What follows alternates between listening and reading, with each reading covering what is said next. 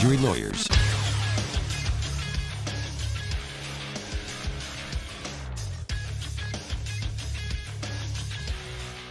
Good morning, everybody. It's 7 a.m. on Monday, May 3rd. Today in Baton Rouge, expect to see cloudy skies with a high of 82. Coming up today on Off the Bench, presented by All-Star Toyota, Ken Trahan of Crescent City Sports stops by at 7:30 to talk NFL Draft, and we have our latest weekend winners at 8 a.m. You can follow today's show on Twitter or Instagram at OTB_ESPN or by subscribing to our YouTube for new content every day. You can also check us out on Cox Sports Television. Hour number 1 of Off the Bench starts now. Let we go! All-Star Toyota presents Off the Bench with Jacob Hester and T-Bob Hebert. Yeah! Off the Bench with Hester and T-Bob. Hey, P, they said I gotta come off the bench. All-Star Toyota presents Off the Bench with Hester and T-Bob. Yo. Yo, and welcome in to Off the Bench here on 104.5 ESPN Baton Rouge, 100.3 in New Orleans, 94.7 in Alexandria, and of course 11:30 a.m. The Tiger, as well as Cox Sports Television. And so that means you can see us. So you realize that is not T-Bob. Not T-Bob. Hebert, unless he just completely changed. That is Cody Worsham. What's up, brother? I wouldn't put it past T-Bob to show up as a completely different human being on a Monday morning. But I am not T-Bob Hebert. It's good to be with you, Hester. Good to be here this morning. T-Bob's in Cabo, so I don't feel bad for him. I didn't know that, actually. Yeah, he's in Cabo for a week. Can I go to Cabo? Can I go to Cabo? Yeah, maybe we do the show from Cabo. Remote. I like where your head's at. Yeah, T-Bob didn't invite us. So, all right, Mario and Danny, of course, hanging out with us as well. We do have a bunch to get to. Obviously, all things LSU. We've got an NFL draft to break down. So let's go ahead and get into those headlines brought to you by Barbecue Guys. OTB headlines are brought to you by Barbecue Guys. They're your one-stop shop for everything outdoor kitchens and living. Barbecue Guys, helping America host better barbecues since 1998. All right, it was NFL draft weekend, and we covered the picks on Friday, right? Jamar Chase goes in the first round, number 5 overall. But now we have seen 7 overall players in the NFL draft. That is a total of 21 players over the last 2 years. That is the highest 2-year total in school history.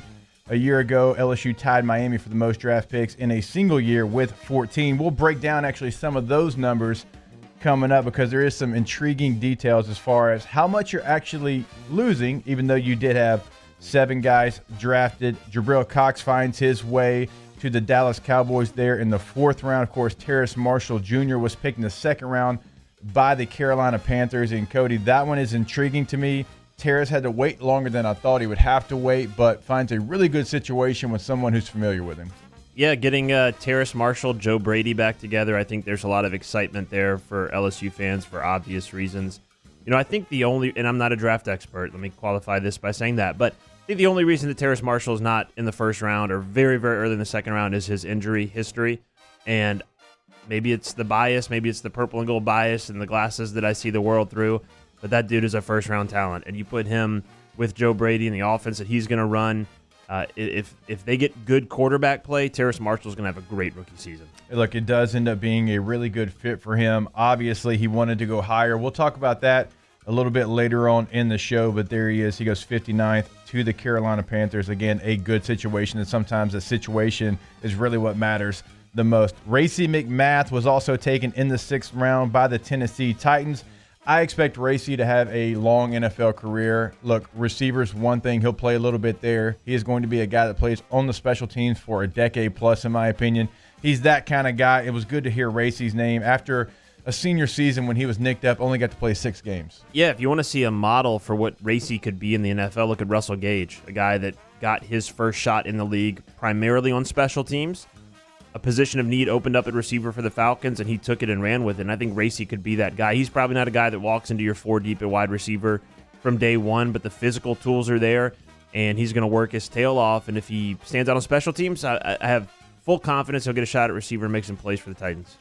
Jacoby Stevens had to wait a little bit later than I thought. He goes 6th round to the Philadelphia Eagles. I just thought with Jacoby, with the way the NFL has changed, and he is this hybrid safety linebacker, and that's kind of what NFL teams are looking for in their offside linebacker because you can do both. You're in nickel more times than you're not now. It's basically a 3rd down defense in every down in the NFL. I thought Jacoby, with his pro day, with his times, with his vertical, all the things, and showing how explosive he could be, I thought he would go a little bit higher. Obviously, last year's tape wasn't the best tape, but if you cover the team, you're around the team, it was nobody's best tape. Yeah. It was guys in 2019 that we saw thrive, took a step back, and to me, that points to the defense and the scheme more than the player. Yeah, Jacoby brought up an interesting point on Twitter, and maybe it's something we'll sink into later in the show, but he tweeted at some point that the guys that opted out actually fared better than the guys that stayed in. Now, obviously, he has some personal investment in that. He did not opt out, and he did see his, I don't know if his stock fell, but he fell to the 6th round. I think he expected to be taken higher than that. So, interesting point that he brought up. I certainly see where he's coming from at the 6th round, but to me, that's 6th round value. I tweeted a stat yesterday of the guys that have played safety over the last 2 seasons that were draft eligible this year. He's number 1 in tackles for loss, pressures, sacks. He's second in tackles for loss and no gain. So he's a productive guy that's going to find a way to play in the NFL. I feel like he's going to find his way. And also getting drafted from the LSU Tigers, Kerry Vincent Jr. got selected by the Denver Broncos in the 7th round at pick 237. So that was someone that opted out of the 2020 football season. So you can really go behind the numbers. Some guys that opted out fared better than others. Tyler Shelvin. Some it depends on like where you got drafted. Tyler Shelvin goes to the Cincinnati Bengals and reunites himself with Jamar Chase and Joe Burrow. So it was really all over the place as far as could you pinpoint, okay, this guy opting out opposed to this one. If you did it before the season, was it better than if you did it in the middle or the latter part of the season? And we've got some numbers to break down a little bit later, but it was interesting to see where all those guys fell. Yeah, I mean, I think we're all on the Bengals hype train at this point as LSU fans with Joe and Jamar and Tyler. Yeah, Tyler goes 122 in the 4th round. All the guys they brought in, like I'm already looking for Bengals gear online, so if anyone has any leads there, let me know. But please get a 72 jersey. Like, go the opposite way of everybody else. You know what? I like where your head's at. I was leaning hard toward the Uno jersey. I think that's the number that Jamar's getting, isn't it? Because they've moved to single digits. Yes, it's already like online. He's already posed with it. That's happening. Yeah, so that's probably where I'm going, but I like where your head's at with the 72. I just don't think I'm the guy for the 72 jersey, but maybe that's the appeal of it. Look, here's the deal. Nobody looks good in 72 outside of Glenn Dorsey, so you wouldn't be alone in the 72 jersey as far as not looking like you filled it out. I'm going to stick with one for now, but 72's in the back of my pocket in case I need to go there. It's back there. All right, we have plenty of NFL draft, of course, reaction from the LSU perspective a little bit later on in the show. Let's go real quick to the diamond. LSU loses 2 of 3 against number 1 Arkansas in the box over the weekend. Friday, Landon Marceau did his part. He comes out of the game, ends up 7-0 in Arkansas's favor. You move on to Saturday, and Saturday was a wild contest. It looked like it was out of hand because it was out of hand. Then LSU scores 6 to make it a little bit interesting, and the game finishes up 17-10. It just kind of AJ Labus gives up 5, and then it looked like he settled down, and then the bullpen kind of done what the bullpen's done all year long, and it ends up 17-10. LSU kept fighting, and you thought, hey, maybe some more magic against Arkansas. We all remember the rally possum. It was not to be. That game finishes again 17-10. But LSU does, in fact, get a win 5-4 in the second part of a doubleheader. Look, Sunshine was pumped on Friday. I thought LSU could find a way to get 2 of 3. They're only able to get 1, and even that, when the 9th inning came, it got a little hairy. I got a little nervous after what's happened against South Carolina and what's happened against Ole Miss. But they get a win. I think this is probably what most people expected. You couldn't get swept. You had to get at least 1 win. So they do that, and now the schedule does get a little easier. It does. You've got 3 big series coming up where, again, for a 7-14 team, it's hard to project, LSU's going to win 3 series in a row. But they are 3 winnable series that LSU has the talent to win. And there's something about this team. For a 7-14 team in the SEC, they just keep fighting. Like they haven't quit on the season yet. You saw it with the series win in Oxford last weekend. And then even this weekend, getting down 16-3, you think it's done. They make a little run there in Game 2. And build a little momentum going into Game 3, and then capitalize quickly at the beginning of Game 3 with K. Doty hit the 3-run homer. And so they've got that fight to them that they've shown all year. Now they've got some flaws and some warts that still concern everybody, and they've got a lot of work to do to get into the NCAA tournament. But I just can't count them out because they keep fighting. That had the makings of a sweep all day Saturday at 16-3. You're like, well, there's no way they're going to win Game 3 either. They've lost both games here. But they kept fighting, they kept battling. Mikhail Hilliard gave them a great start. The bats delivered in big moments, and they got a big win. Yeah, we'll break down LSU baseball more at 8 o'clock. Also have Chris Blair, the voice of the LSU Tigers, set to join us at 8:30 to talk about the Tigers and what's coming next for them. All right, we'll go back to the NFL draft. The New Orleans Saints finished up their draft, and, of course, we covered Peyton Turner on Friday, the first-round selection out of Houston. In the second round, they get Pete Warner, the linebacker out of Ohio State. Paulson Adebo out of Stanford in the third round, who they actually trade up for. A little bit of a surprising pick, not as far as who it was, but where it was. And in book of Notre Dame goes in the fourth round to the New Orleans Saints. It seems like, Cody, at least 7 years ago that we saw him playing against LSU in Orlando. Does it not? It feels like an eternity ago. He's actually the only guy that I've ever heard of that the Saints picked. Oh, I've heard of Pete Warner. He played for Ohio State, so I guess I know him. The rest of them, no idea who they are. Sorry. Won't be able to help much there. It's okay. We got Ken Trahan at 7:30 to break it all down. Maybe my favorite pick that the Saints made was their sixth-round selection, Landon Young out of Kentucky, someone who has been undervalued his entire career, breaking down the tape. And if you listen to me in the afternoons back in the day, you know that I love the Kentucky offensive line and what they did for that team. So we'll break down Landon Young a little bit with Ken Trahan when he hops on with us. And Quan Baker out of South Alabama was the last selection in the seventh round there for the Saints. Of course, more in-depth reaction to the Saints draft coming up here in a little bit. In Pelicans news, since T-Bob isn't here, I figured I'd throw him a bone.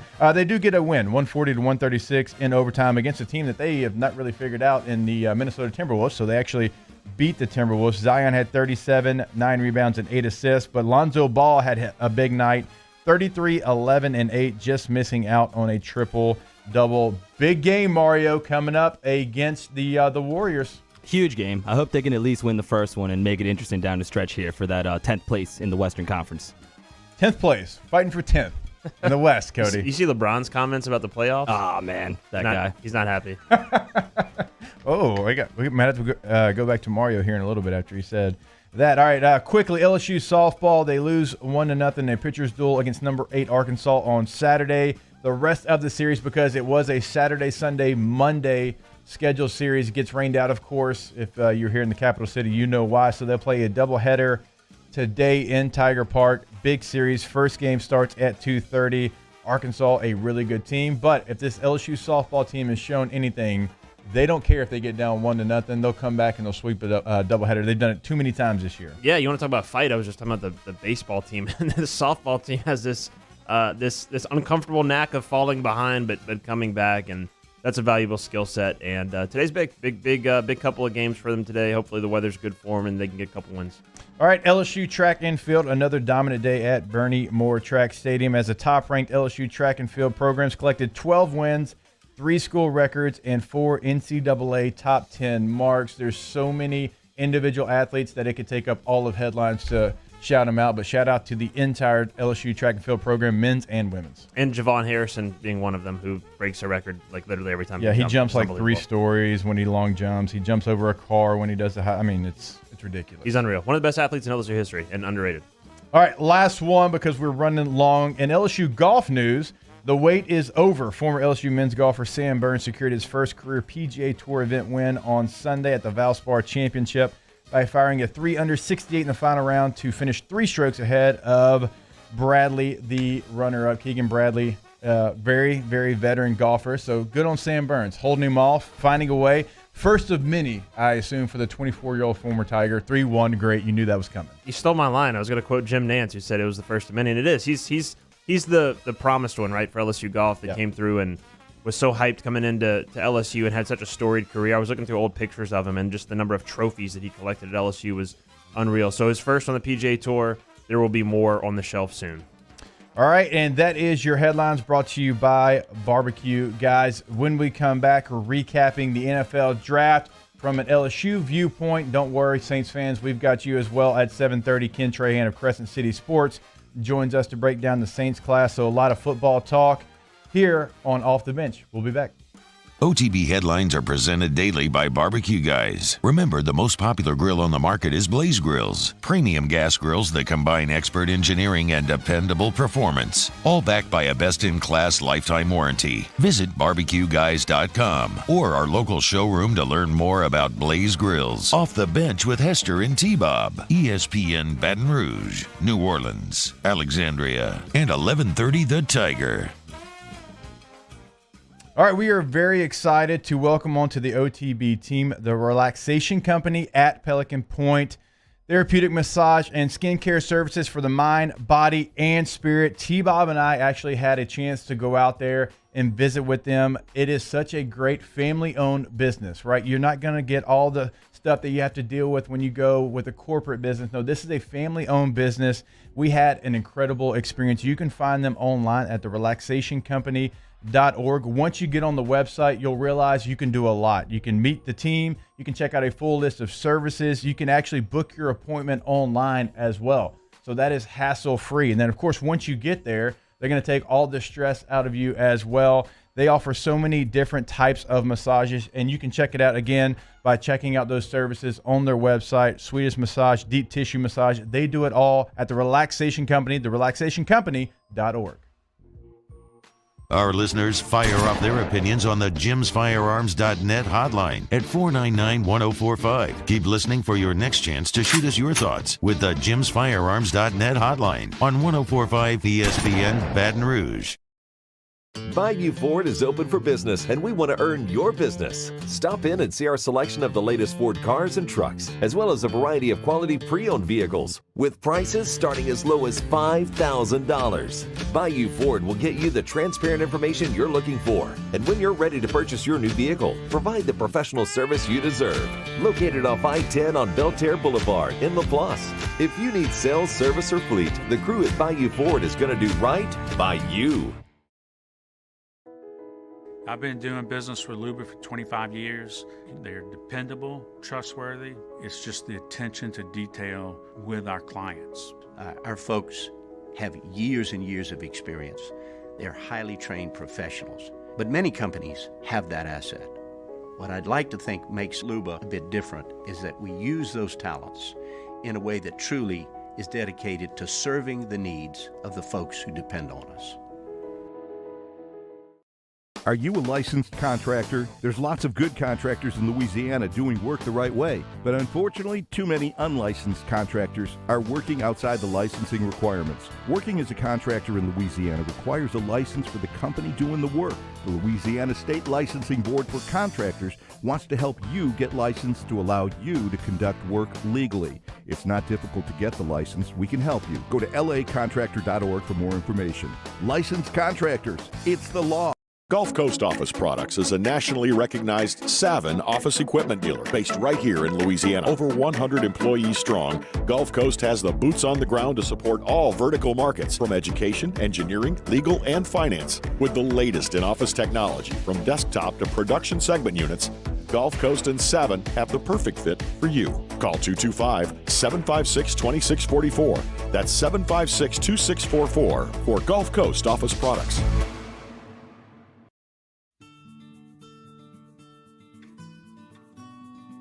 This is a house call. This is a follow-up appointment. This is a diabetes checkup. This isn't just more convenient care, it's more advanced care. This is innovating healthcare at Louisiana's #1 hospital, Ochsner. I'm Jay Ducote. I grew up learning how to cook at LSU tailgate parties and right in my own backyard. And I created JD's Louisiana products to bring that Louisiana flavor to you at home for your backyard cookout. JD's Louisiana barbecue sauce, Louisiana molasses mustard, spicy and sweet barbecue rub, and more are available at your local supermarkets or by logging on to jducote.com/shop. Put in promo code CST for 25% off at checkout. Join us for a Monday's edition of Game Time, presented by Bet Rivers, live from Ivar Sports Bar and Grill from 6 p.m. to 8 p.m. We recap the NFL Draft and project the best sports bets of this week. We got action. It's Game Time. 104.5 ESPN, Baton Rouge.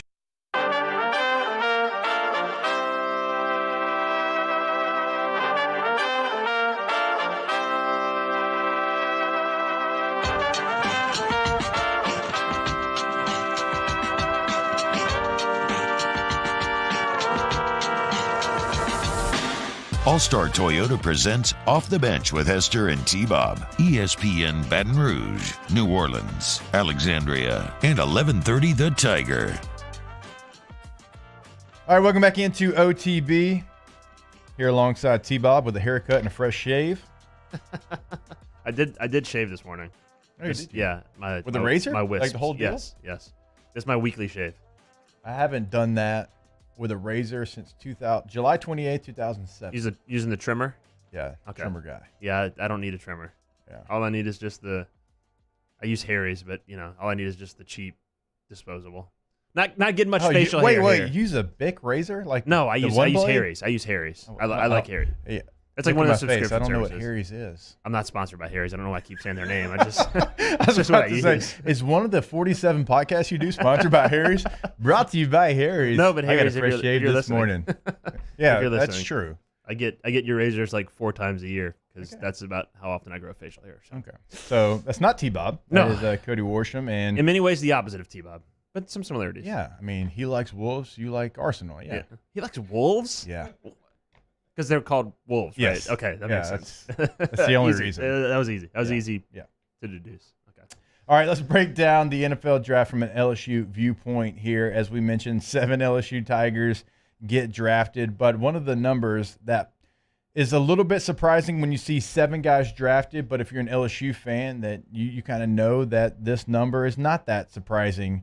Of the 7 players drafted, LSU is only going to lose 33 games from the 7 players drafted. You got 10 from Jacoby Stevens, you got 10 from Jabril Cox, you got 7 from Terrace Marshall, and you got 6 from Racey McMath. Racey had an injury, right? Shortened his season. Terrace opted out after 7 games. Jacoby and Jabril, like we mentioned, they played the full 10 games. Tyler Shelvin opts out. Kerry Vincent opts out. Jamar opts out. That is a very low number for having 7 guys drafted. Yeah, I haven't actually crunched the numbers on what it would have been from the year before, but 14 guys taken the year before, let's just say they all played 15 games. I don't know that they did. That's 210 games. Yep. So you lost about 200 games last year, and then to look into that number, the 33 that you just mentioned before, how many of those guys played in the last 2 games of the season when you kind of turned your season around completely in 2 games? Jabril played, Jacoby played. Is that it? Did Racey? I don't think Racey got back healthy for that point in the season. So, other than that, you're bringing back just about everybody that contributed down the stretch. So that's a good way of looking at it, and it's still a testament to the power of LSU and these guys to come in and to be able to get drafted. This was I look at everything through an LSU lens for obvious reasons, and then secondarily an SEC lens. And so we were talking about Cole Kubelik, who I think was tweeting about some of this stuff, and I was just looking at his Twitter feed, and it's amazing the value to me, at least in terms of production, that the SEC and LSU, particularly with Jacoby specifically, contributed to the bottom half of the draft. I mean, he was tweeting videos of Trey Smith, who, again, you were talking about Landon Young, who we can talk about with the Saints in a little bit. He was tweeting videos of Trey Smith from Tennessee, who I remember very well, just because he went viral every week with incredible blocks, partly because Cole was tweeting all his videos and stuff. But there were a lot of guys like that who were extremely productive at the college level and have really good tape that I don't know why, because I'm not a draft expert, but the bottom half of the draft, they were there to be taken. And I don't know. I see Jacoby as a guy that's going to play in the NFL for a long time and be a contributor. And typically in the 6th and 7th round, if you can find guys like that, you're getting really, really good value. But to go back to your original point, it's kind of the best of both worlds for LSU, because you still had 7 guys taken, and you can still tout yourself as NFL LSU and the most players taken in the draft the last 2 seasons in history over a 2-year span. No team has had more players taken over a 2-year span, and yet still with that kind of attrition, you have all kinds of production and talent coming back. That's a difficult balance to strike, partly because last year was so skewed, because you lost so many, and because COVID took such a toll. Maybe it balances out a little bit this year, and the way that things were so skewed last year shifts back to a little bit more normalcy this year on the football field. Which one surprised you the most as far as kind of where they went? I mean, I guess it could be good or bad, but which one surprised you the most out of the LSU players? Is it Jacoby? Either Jacoby or Terrace. For Terrace, I just look at a guy that was as productive as he was when he was on the field, and the skill set, the frame, the speed, 6'3", 4.38 40, caught everything in the red zone. I know there were some drops issues at times last year. Part of that was how many targets he was getting. And I've heard the talk about injury concerns, but maybe I'm just a believer in that being injury prone is a myth. I just don't believe in being injury prone. I think there's good luck and bad luck when it comes to injuries. And I don't think you look at Terrace Marshall as a guy that doesn't take care of his body. So I was surprised that a team didn't take him a little bit higher that had a need at receiver. But, there is a lot of receiver talent in the draft every year. I had the same feeling watching him fall as I did Justin Jefferson last year. And again, fall is a relative term, like second-round pick. That's, right. It almost reminded me a little bit of Jarvis going at the end of the second round, the year that Odell went in the first round too. And I've compared Jamar and Terrace to those guys before, and I'm not the only one to do that. There's some similarities there. But I felt watching Terrace the same thing I felt watching Justin. Like, did you not see the tape? Yeah. Did you not see what this guy did in the biggest game of the season against Clemson, making the biggest catch of the season to basically wrap up the national championship game? I've just seen him do it to too many guys across the SEC that it's like, man, how do you not take this guy higher? So that was probably the most surprising. I could see the tape and speed and tweener. I can see the arguments or the rationale there, but I just don't get it with Terrace. That guy was a first-round talent. I agree with you, and we laid it out. We had Terrace on the show last week, and I was completely surprised that he wasn't selected at the end of the first round. Okay, whatever, things happen. He's going to be one of the first picks in the second round. And then when he continued to slide, that was shocking to me. And look, I know he opted out after 7 games. A lot of people are pointing to that, saying maybe that is a factor that played into us, and maybe it is. Maybe the NFL viewed those guys different than the guys that opted out initially, right? The initial opt-out. What do you think Joe Brady was thinking as he's like watching Terrace still be available as a guy that at that pick they could not have predicted that he would be there? They must have thought he would definitely be off the board. And if you're worried about injury history, like Joe Brady was there. And I remember very specifically being in football ops after maybe a couple weeks after the Vanderbilt game, before the Auburn game when Terrace came back, and Joe Brady and Terrace bumped into each other in the hall a few feet away from me. They were talking, and he was like, Terrace, when are you going to be back? You be back for Alabama? He's like, I'm going to be back sooner than that. And Joe Brady's like, all right, there we go. Yeah. He saw that guy get healthy faster than anyone expected. Right. So if you're worried about medical history, like Joe Brady has got to be the guy in the room that's like, no, I'll stand on the table for this guy, and I'm going to tell you he's going to be healthy and he's going to be productive.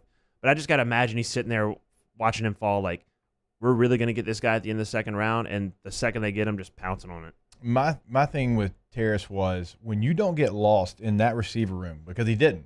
There was times when, he was the best option. And you could, if we had Joe Burrow sitting right here, he would tell you in the red zone, that's who I was looking for. I was looking for 6. And as Emil points out in the chat, 23 touchdowns on 94 catches and never dropped a pass in the red zone in his career. Yeah. Like, those numbers are crazy. Then he did what he had to do at the pro day. And if you've ever met Terrace, and this isn't just lip service because he played for LSU, one of the best human beings you'll ever meet. He's going to do everything the right way. And now we have to deal with him in NFC South for at least 4 years. Again, I always say I'm not a Saints fan per se. I do root for the Saints, but I'll be rooting for Terrace. I mean, every time he takes the field, I'll be rooting for that kid. He's as you said, he's the easiest kid in the world to root for. Everyone knows my biases. I'm wearing it on my chest right now. I work for LSU. I represent LSU, but independent of that, like I would stand on the table for Terrace Marshall and vouch for his character and the kind of young man that he is. To get that kind of character and that kind of talent, that Carolina team now becomes kind of intriguing to me with Darnold and some of the weapons they have. Obviously McCaffrey and Terrace, and I don't know. You kind of look at that skill set and you look at what they're doing. You look at what the Buccaneers did last year, kind of getting young and talented at some skill spots. I don't know. The NFC South has been kind of the Saints territory for a while, and now I don't know. Not an NFL guy, not a Saints guy, but it would make me a little nervous. Well, there's a lot of intriguing young talented players entering the South. Yeah. Kyle Pitts at number 4, and you just mentioned Terrace. Not worried about the Falcons. Yeah. I know enough Saints to know that. Yeah, Kyle Pitts pretty good, though. He's a good football player. He is a good football player. Speaking of the NFC South, we've got Ken Trahan of Crescent City Sports set to join us to talk about the New Orleans Saints, a team that won the NFC South a year ago, what their draft did for him, and where they go from moving forward from the draft. All that coming back here on OTB. Off the Bench with Hester and T-Bob. All right, brought to you by Central. Why is it not pulling up? Central Plumbing. There we go. I was like, did T-Bob mess it up from Cabo? He messes up the plumbing so many times here in the studio. Look, God. They are your one-stop shop, right? We always tell you about what they can do for you. No matter what the situation is, they can get it fixed, right? If you have the toilet, if you have the shower, no matter what it is, no matter what is going on, they're going to be able to get it fixed. But that's not all they do. Remember, they can do your water heaters if you get that bathroom remodel as well. Like, those are all things that they've been doing for such a long time. No matter what the situation is as well, they do have that 24/7 service. Central Plumbing is always there for you. 225-925-8552 is the number. Again, no matter what it is, you can go in the showroom as well. You can find that part. They are literally your one-stop shop. 225-925-8552. We opened up the playbook and expanded our coverage. Listen daily in high definition on 98.1 HD2. We are 104.5 ESPN Baton Rouge. Have you been issued a ticket for texting, speeding, or other traffic violations? Have you made a mistake? We all have. You're not a bad person. Call the law offices of O.C. Brown at 225-343-1111 or connect with us online at ocbrown.com. Le posso offrire un caffè? Le posso offrire un caffè? Andiamo insieme da me, non c'è. Call Mr. Electric today for electrical repairs, upgrades, and installations. This isn't just another day. It's so much more. Kelly's life was put on hold when her auctioneer primary care doctor discovered a rare blood disorder. Her doctor connected her to an auctioneer care team of cancer, heart, and kidney specialists. With multiple primary care locations around Baton Rouge, same-day appointments, and online scheduling, we're relentless about keeping you healthy. Auctioneer Baton Rouge, innovating healthcare for Kelly. ServiceMaster Elite create clean, disinfected work environments. As a local business, we take pride in serving the New Orleans and Baton Rouge areas. Our cleaning protocols follow CDC and OSHA standards for healthcare settings, offices, senior living, restaurants, and industrial plants. Contact ServiceMaster Elite to get your operation ready for reopening with germ disinfection cleaning. ServiceMaster Elite, the trusted choice in professional cleaning since 1996. Can you feel it? Spring is almost here, and if you got a new boat for Christmas or you just want to take your boat to a new level, you want front-to-back boat service, HD displays, live sonar that show the fish before you cast, trolling motors. At front to back, they got not one, but two NMEA certified techs for all of your marine electronic needs. How does a brand new speaker system sound? Well, guess what? They do that too. So call 225-928-9644 or go to front to back boat service.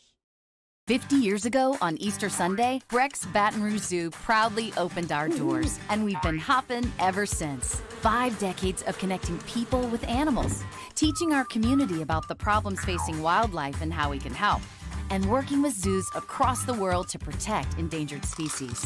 Today, our future is taking flight by stretching the possibilities of what your zoo can become, while we keep it fun and affordable for everyone.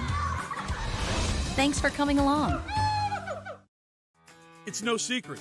The best oysters in Baton Rouge are at Jolie Pearl Oyster Bar.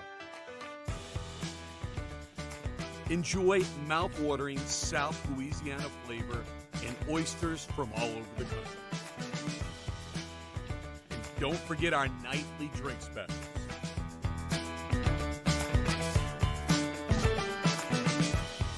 Jolie Pearl Oyster. Hey, it's Matt Moscona inviting you to join us for Monday's AFR. Presented by Relief Windows. We're recapping the NFL Draft and the LSU baseball series against Arkansas. Join us Monday, 3 to 6, 104.5 ESPN Baton Rouge.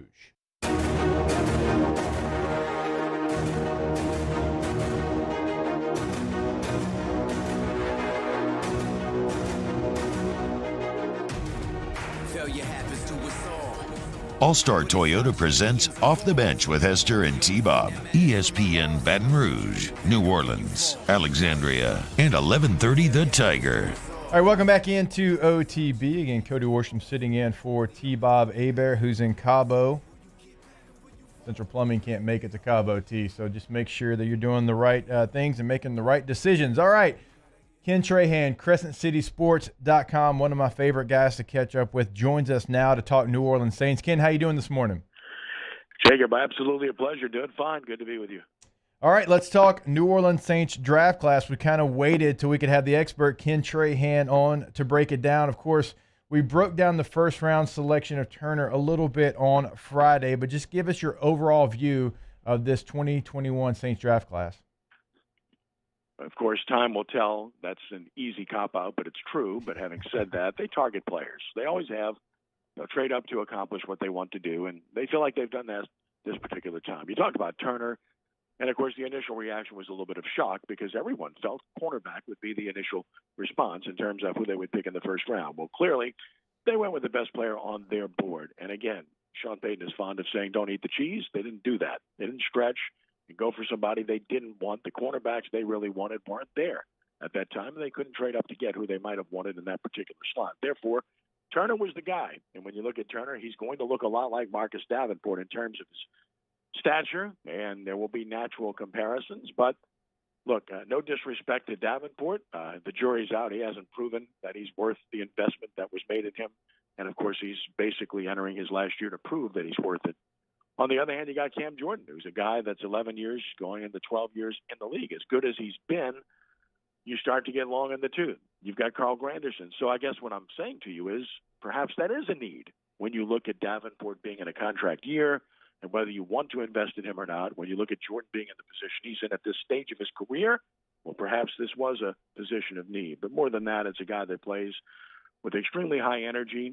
Tulane fans would certainly appreciate him. He just absolutely wrecked them this past year and played extremely well in that particular game. So very impressed. As far as Paulson Adebo is concerned, traded up to get him. LSU fans can relate with Jamar Chase, a guy that didn't play last year. Of course, the Pac-12 is a different animal based upon how they approached the pandemic. Adebo's got size. He's 6'1". He's nearly 200 pounds. He can run. Bottom line is the Saints think they've got an intelligent guy. They think they've got a guy that they can plug and play. I'm not saying he'll start immediately, but he'll get a chance to play with the other veterans that they have, and there's a clear need there, and who knows what's going to happen with Lattimore to start the season. And then Pete Werner, hey, it's Ohio State, right?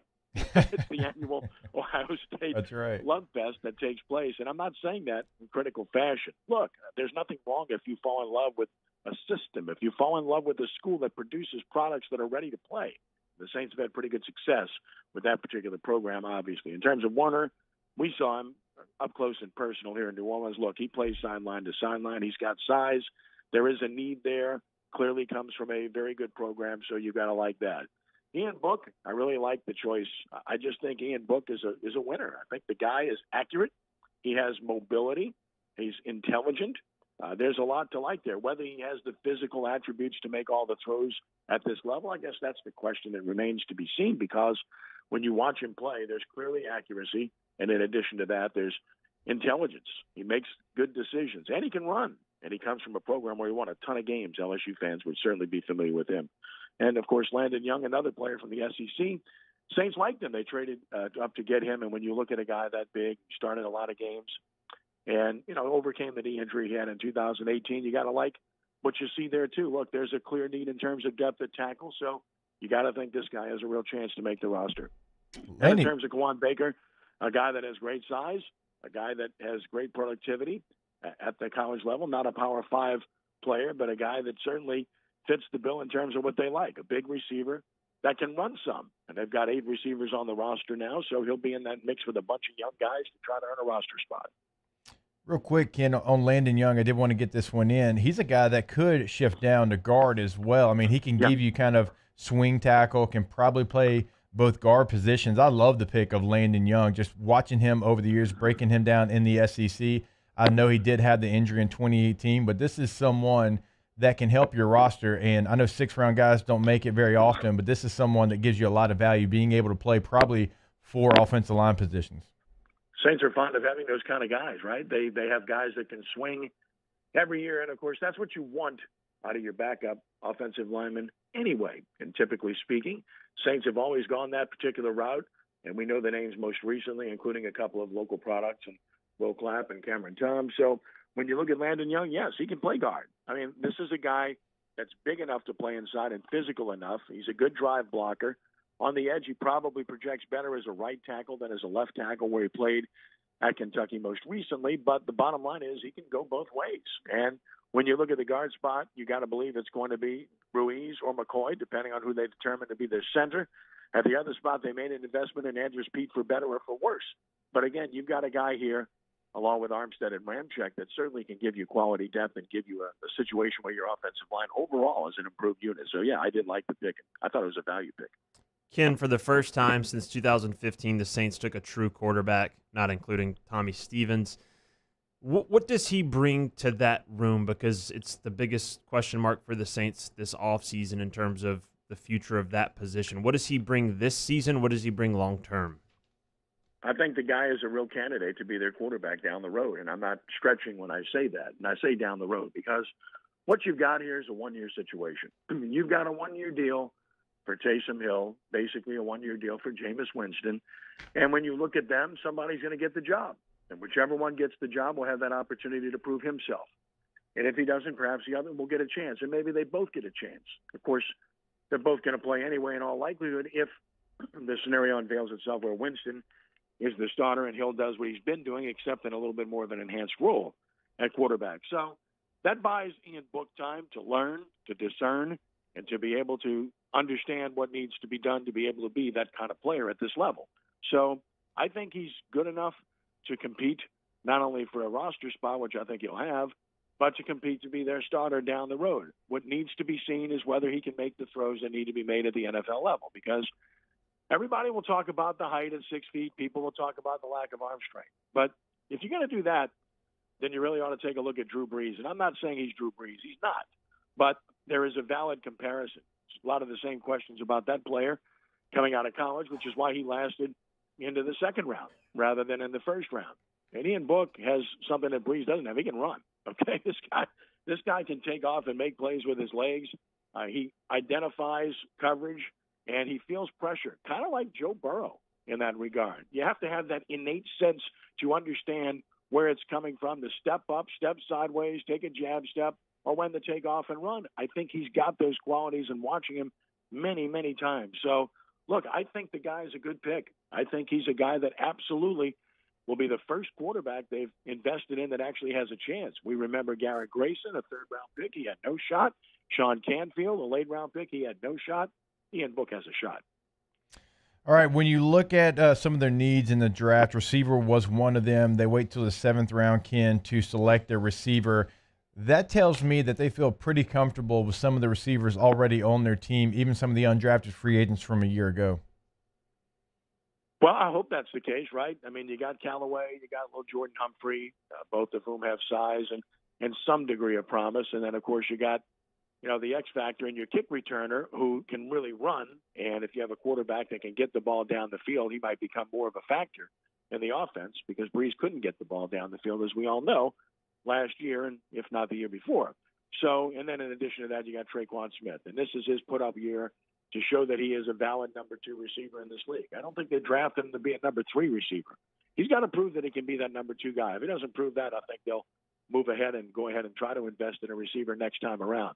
So where Kawan Baker is concerned, look, he's going to be in the middle of all of that when you talk about Deontay Harris and Smith and Callaway and Humphrey and Jawan Johnson perhaps, and they added Jalen McCleskey from Tulane. So he's in that mix. He's got a shot.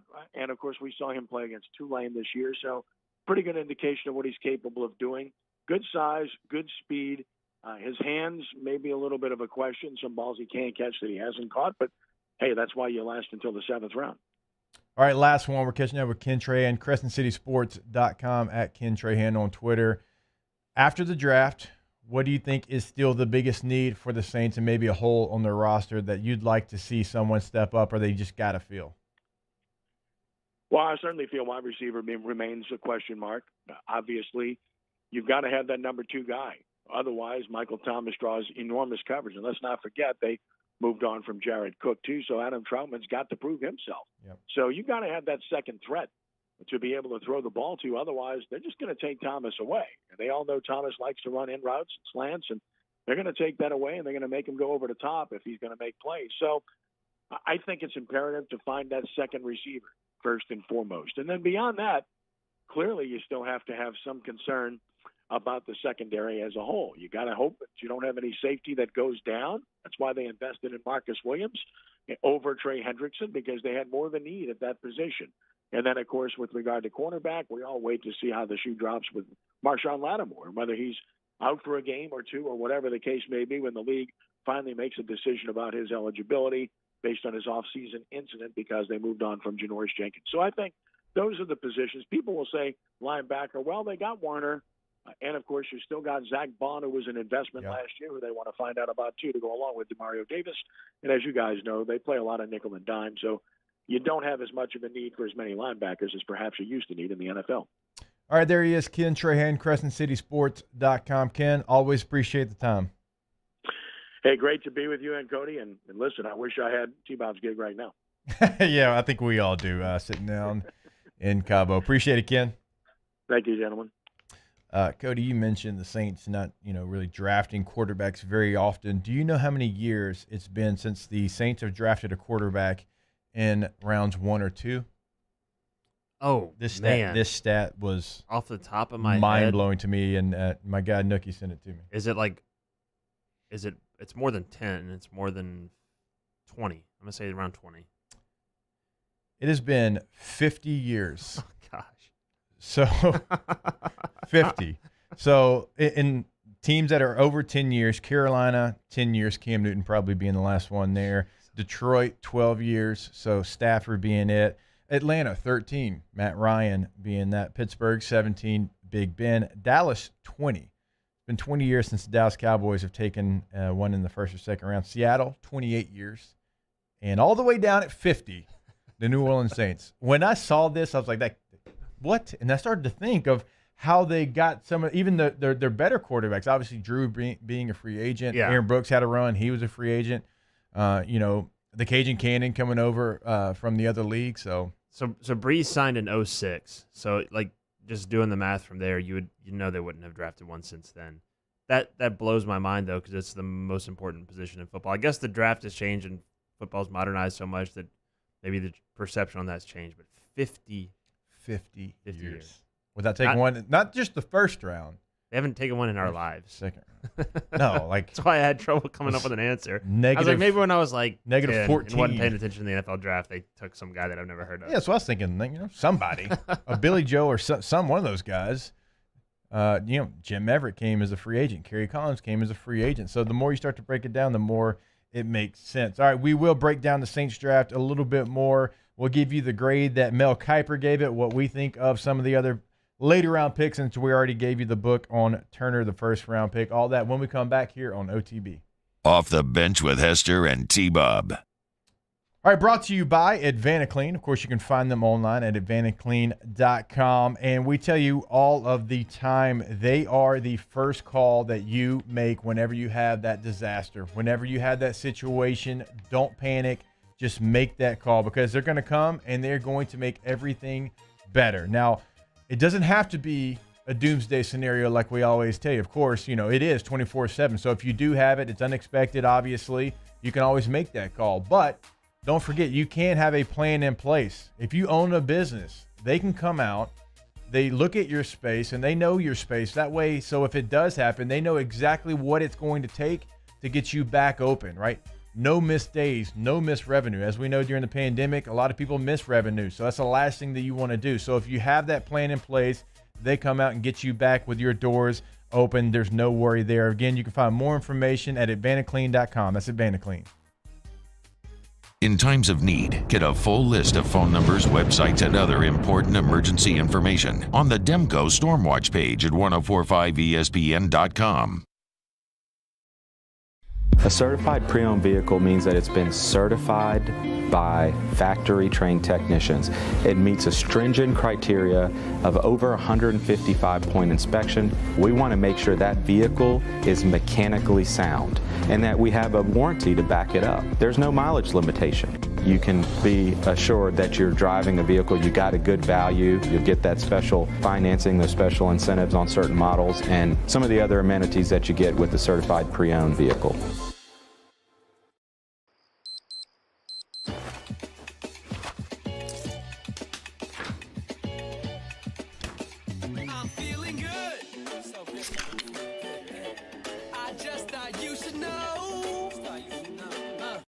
Yo, Jacob Hester here for Patient Plus Urgent Care Center, the place that can be at your convenience during those inconvenient times. I know they've been that for me.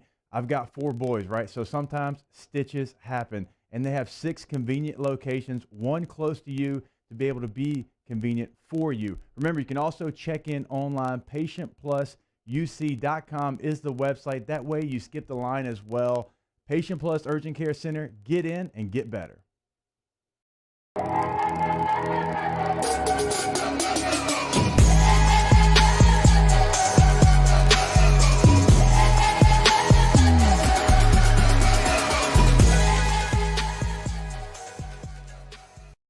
Bayou Ford is open for business, and we want to earn your business. Stop in and see our selection of the latest Ford cars and trucks, as well as a variety of quality pre-owned vehicles, with prices starting as low as $5,000. Bayou Ford will get you the transparent information you're looking for, and when you're ready to purchase your new vehicle, provide the professional service you deserve. Located off I-10 on Belterre Boulevard in LaPlace. If you need sales, service, or fleet, the crew at Bayou Ford is going to do right by you. I've been doing business with Luba for 25 years. They're dependable, trustworthy. It's just the attention to detail with our clients. Our folks have years and years of experience. They're highly trained professionals. But many companies have that asset. What I'd like to think makes Luba a bit different is that we use those talents in a way that truly is dedicated to serving the needs of the folks who depend on us.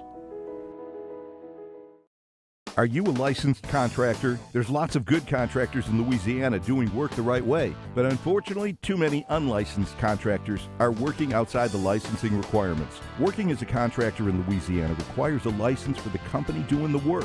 The Louisiana State Licensing Board for Contractors wants to help you get licensed to allow you to conduct work legally. It's not difficult to get the license. We can help you. Go to lacontractor.org. Join us for a Monday's edition of Game Time, presented by Bet Rivers, live from Ivar Sports Bar and Grill from 6 p.m. to 8 p.m. We recap the NFL Draft and project the best sports bets of this week. We got action. It's Game Time. 104.5 ESPN, Baton Rouge.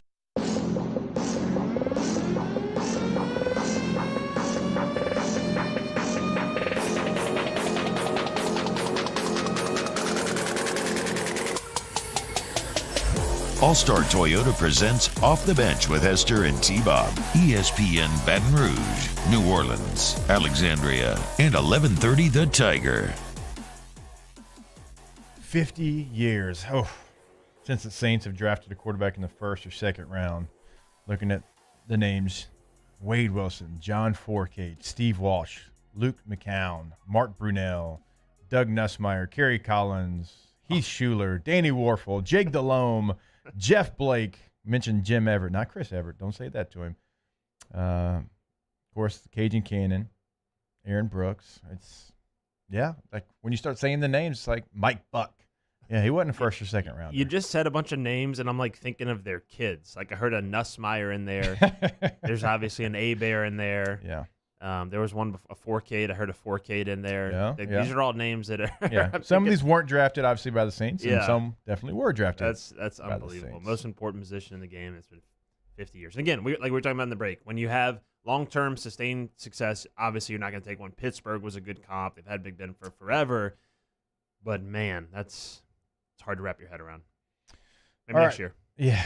All right, so the New Orleans Saints, when you start looking at draft grades, and look, these players have not even laced their cleats up yet. Mel Kiper did give them a C+, which was tied. Above average. Was tied slightly for above average. Is a C+ above average, or is it just? Yeah. Because C is average. See, just above average. I mean, you have children now, like B, like you got to get a B. Oh, yeah, there would be no C pluses in my house. Yeah, but C plus here was actually tied for the worst. It was tied for the worst grade. So grading on a curve, like it's an F. It's an F. That was given because they're not out. going to give an F. And because I think they had their top needs as receiver, corner, and linebacker amongst the needs. And you pass on the corner in the first round to get someone on the defensive line that's better right now against the run than he is as a rusher. You had two bookends because you're paying Davenport and what Cam Jordan is.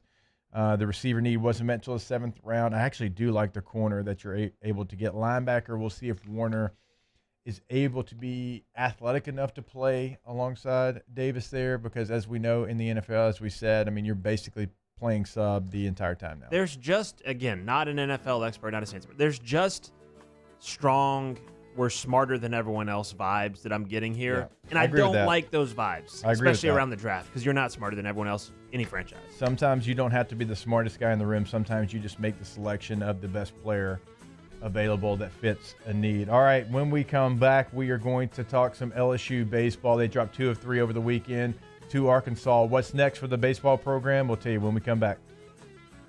Off the Bench with Hester and T-Bob. .org today, Ochsner.org for all of your healthcare needs. Look, man, when you're talking about Ochsner, you're talking about the service that they offer are bountiful. And it doesn't matter if you're on the North Shore, you're in New Orleans, you're in Baton Rouge. Ochsner has facilities for you. Check out Ochsner Performance Training. If you're looking to get bigger, stronger, faster, junior high, high school, it doesn't really matter. They can help you accomplish those athletic goals with the latest and greatest in training techniques. And then also check out the new football academy that they have. Or if you just have any orthopedic needs, you got like wrist, elbow, shoulder, anything, let Ochsner be your guide to getting your health back and getting back to that quality of life that you had previously. Don't just accept that you have to have these nagging issues for all time. And don't just think that you automatically know what the solution is. Is it surgery? Potentially. Maybe it's not. They have the most cutting-edge non-surgical techniques and the best physical therapy facilities in the state. Go to Ochsner.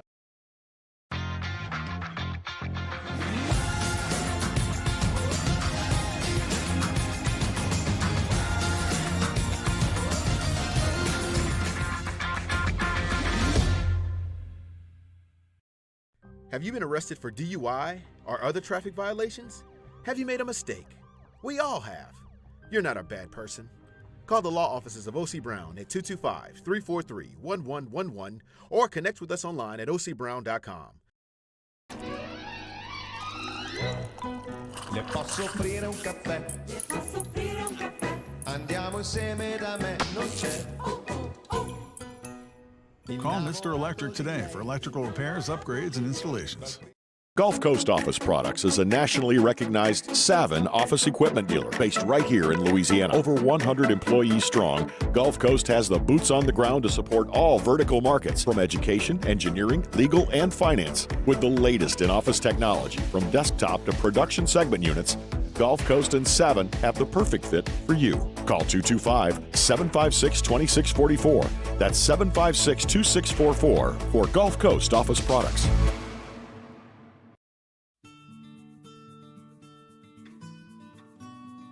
This is a house call. This is a follow-up appointment. This is a diabetes checkup. This isn't just more convenient care, it's more advanced care. This is innovating healthcare at Louisiana's #1 hospital, Ochsner. I'm Jay Ducote.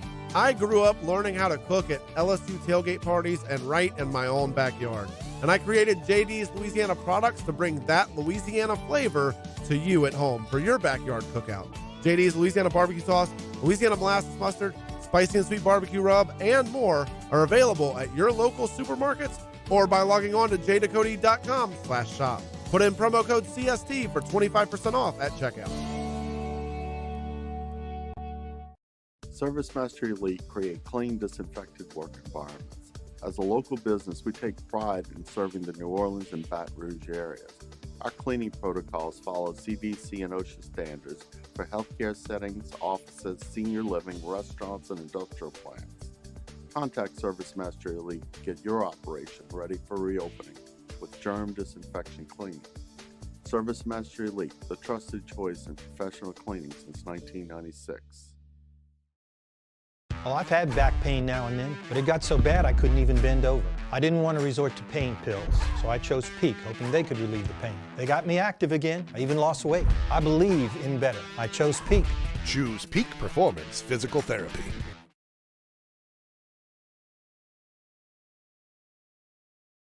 By Spencer Callahan Injury Lawyers.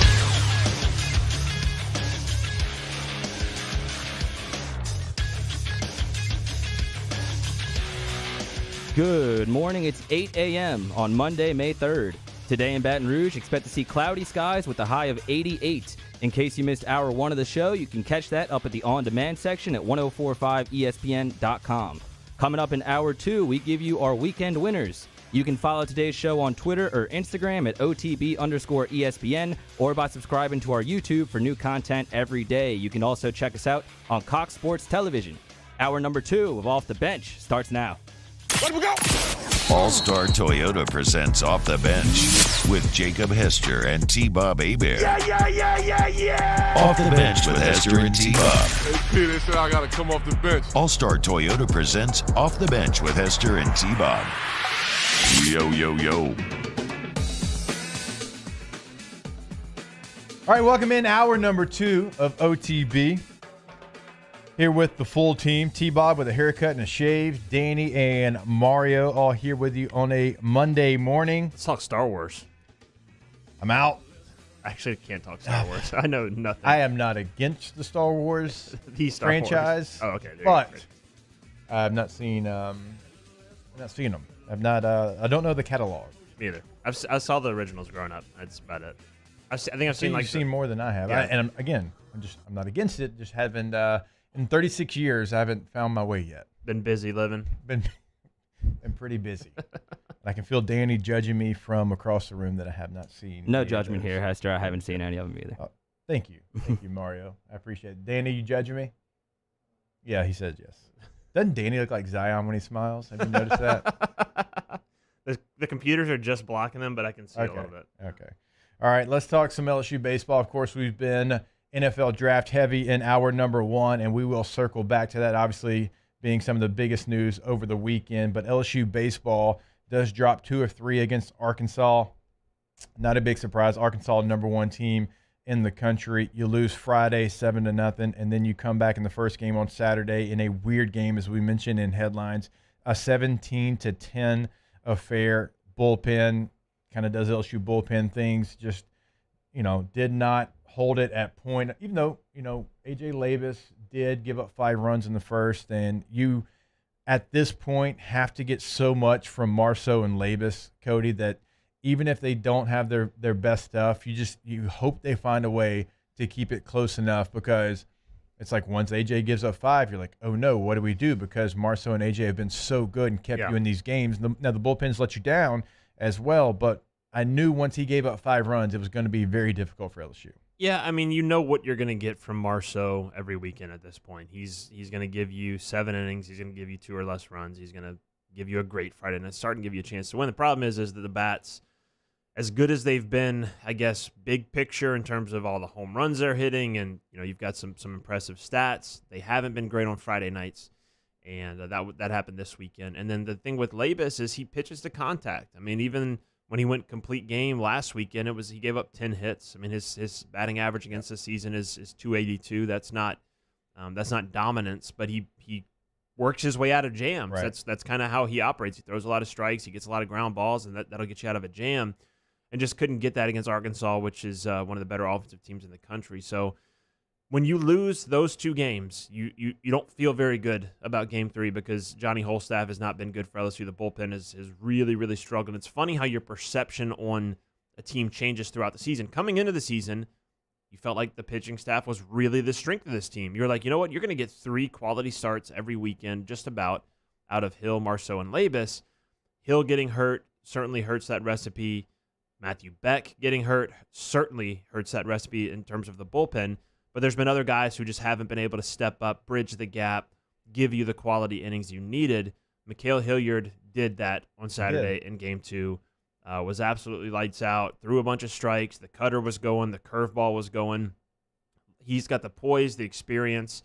That's a guy that if you're going to look at the next 3 weekends and start mapping your way to Hoover and then to the NCAA tournament, a guy like Hilliard is going to have to step up. There's going to have to be a few guys like that because you know what you have now with the bats. They've probably been maybe not better than expected, but they've been about what you expected with some high points from your freshmen and some other guys starting to step up. But it's on the arms, and it's a big 3 weekends coming up. You got to figure out a way to win at least 6, I would think, to get to 13 wins in the conference, to get into Hoover, win at least a game there, probably more than that to feel really good. But I think you'd feel a lot better with 7 wins, and that means you're going to have to sweep somebody at some point. And to say that a 7-14 team in the conference is going to sweep is, you're asking for a lot. But you can see the map there with the bats and the arms, and you're just going to have to you're in the position, and now you got to figure out a way to get there. You do have an easier road. You just face the number 1 team in the country. You've already been to Ole Miss. You've played against South Carolina, who's a top 10 team. You've already played against Vanderbilt. You've played against Tennessee on the road as a top 5 baseball team. You've played against Mississippi State. So you've played the bulk of your main competition. Now you've got to go do things like win the games that you're supposed to. You've got to go show, hey, we're still LSU. We have figured some things out. Our bats are no longer freshmen, and I know it's very difficult when 3 of your best hitters are true freshmen, but you're going to play Auburn. I understand Auburn has talent, but you got to win that series. You're playing against Alabama. Same thing. I know Alabama has a Friday night guy that is a really good player, going to be drafted extremely high. It doesn't matter. You've got to go find a way to win those games. And then you play Texas A&M on the road. Same thing. Like, you're a better team than Texas A&M. You have more talent than Texas A&M. Yep. Go win those series because you can't afford to not win any of these series. Like, you've got to go get these series because 13 wins still makes you wonder. You wonder, is it going to be enough? And obviously getting to Hoover, as we've known, and Paul Maneri said on this show many Thursdays, we got to get to Hoover. You got to, that's number 1. Get there, and then you got to figure out to win some games and add to your resume. But at bare minimum, you have got to get to 13 wins.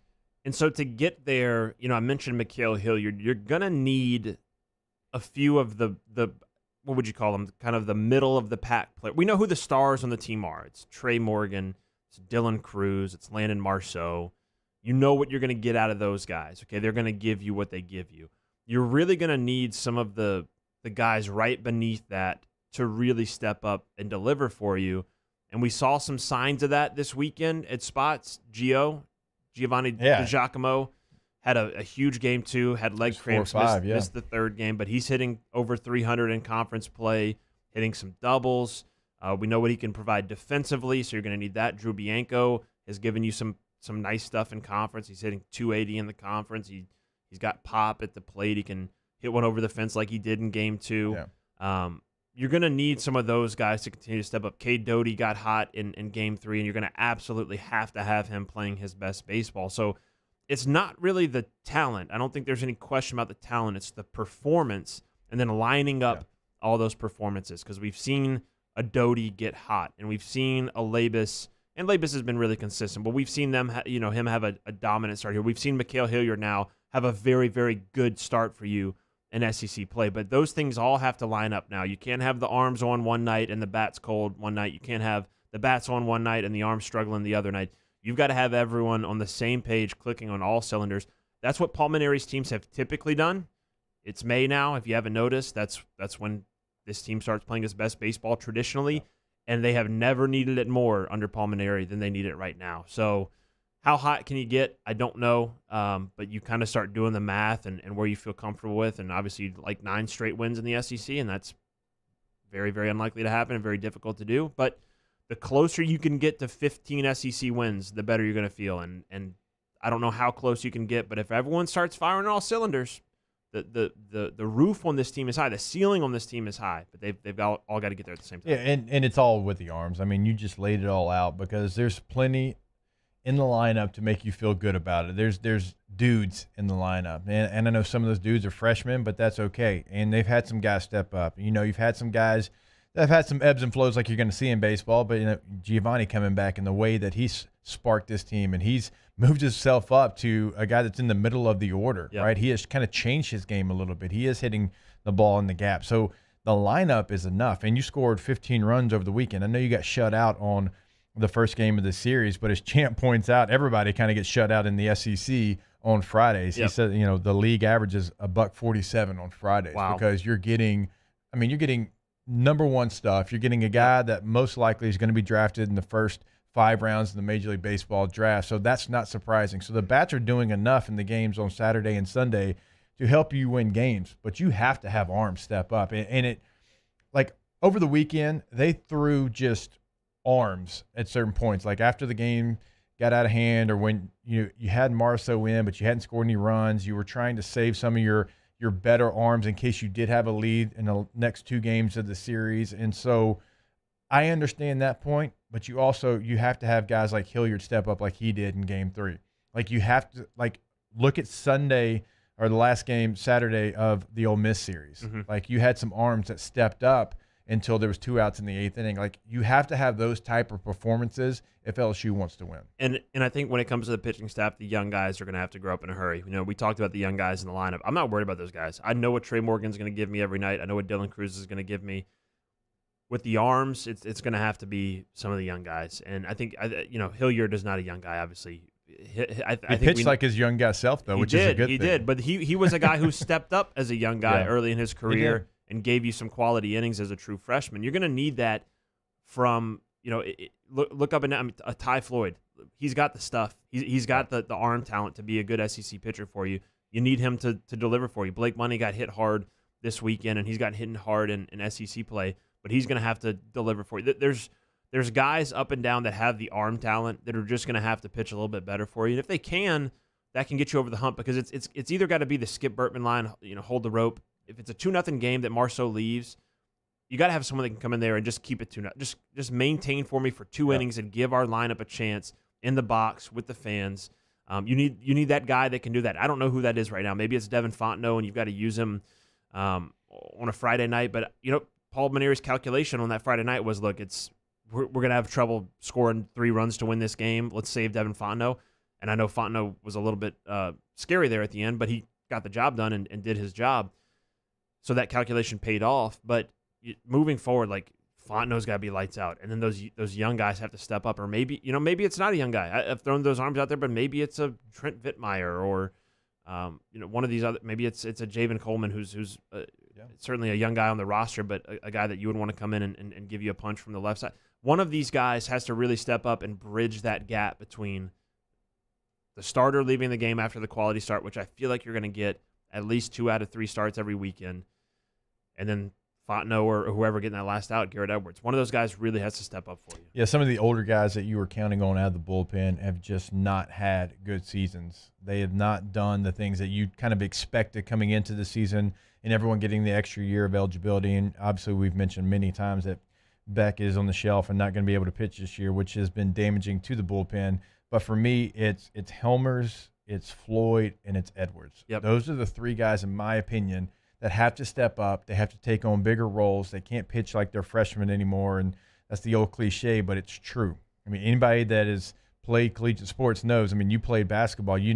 Once you get into it, after really the first 2 months, nobody is going to be okay with you making freshman mistakes. And so they need those 3 young guys to step up if they want to have a chance.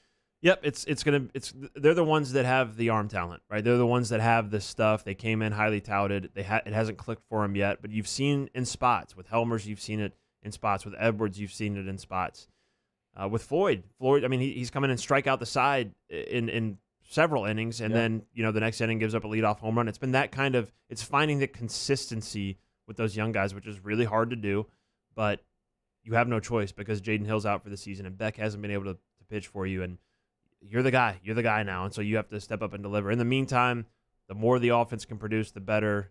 Cruz, Morgan setting the table, Gio getting hot, Dugas driving in runs. You feel like you have some things there. You're still looking maybe for the last 2 pieces of that lineup to see if it's a Bianco or an Arnold or can Thompson stay consistent. But you feel good enough about that. You feel like they can give you the 4 or 5 runs you need to win. Can the rest of the guys in the bullpen hold the rope for you? And you know what Marceau is going to do. You know what Labus is going to do.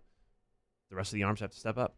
undefeated in midweek games this year. They play another one tonight. They play against Southern over at Alex Box Stadium. That game will be, of course, on Eagle 98.1, and that starts at 5 o'clock. All right, we do need to take a break. When we come back, weekend winners here on Off the Bench. Off the Bench with Hester and T-Bob. ESPN Baton Rouge, New Orleans, Alexandria, and 1130 The Tiger. All right, brought to you by AccuTemp. You can find them online, accutempbr.com. Service to the highest degree. We always tell you about their Google rating, which is unbelievable. I mean, they have a 4.9 rating with thousands of reviews. Like, everybody likes to complain about everything online, but they don't complain about AccuTemp because that's just a service that you're going to get. You can call them to set up that service, 225-535-4612. I did it last week, 2 weeks ago. I got into the program, and it saved me money because they came out, right, and they said, hey, here's what you've got going on. You've got a starter that is not working properly. They showed me the numbers, right? There was no hidden anything. They showed me, they were transparent. Here's what it's supposed to be, and here's what you're doing. And you're losing money every single month on your electric bill. Here's how we can save you money. It was a quick fix. I'm talking about less than $100 fix, and now I'll be saving money, and the unit is back working at its peak performance. That's accutempbr.com. Our listeners fire off their opinions on the jimsfirearms.net hotline at 499-1045. Keep listening for your next chance to shoot us your thoughts with the jimsfirearms.net hotline on 1045 ESPN Baton Rouge. A certified pre-owned vehicle means that it's been certified by factory-trained technicians. It meets a stringent criteria of over 155-point inspection. We want to make sure that vehicle is mechanically sound and that we have a warranty to back it up. There's no mileage limitation. You can be assured that you're driving a vehicle, you got a good value, you'll get that special financing, those special incentives on certain models, and some of the other amenities that you get with the certified pre-owned vehicle. Yo, Jacob Hester here for Patient Plus Urgent Care Center, the place that can be at your convenience during those inconvenient times. I know they've been that for me. I've got 4 boys, right? So sometimes stitches happen, and they have 6 convenient locations, one close to you to be able to be convenient for you. Remember, you can also check in online. PatientPlusUC.com is the website. That way you skip the line as well. Patient Plus Urgent Care Center, get in and get better.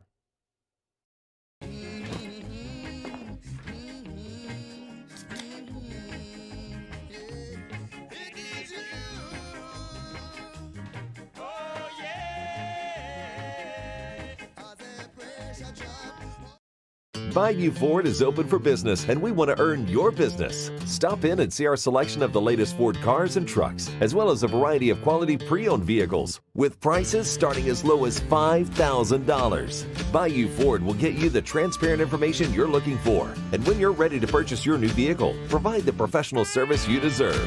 Located off I-10 on Belterre Boulevard in LaPlace. If you need sales, service, or fleet, the crew at Bayou Ford is going to do right by you. Can you feel it?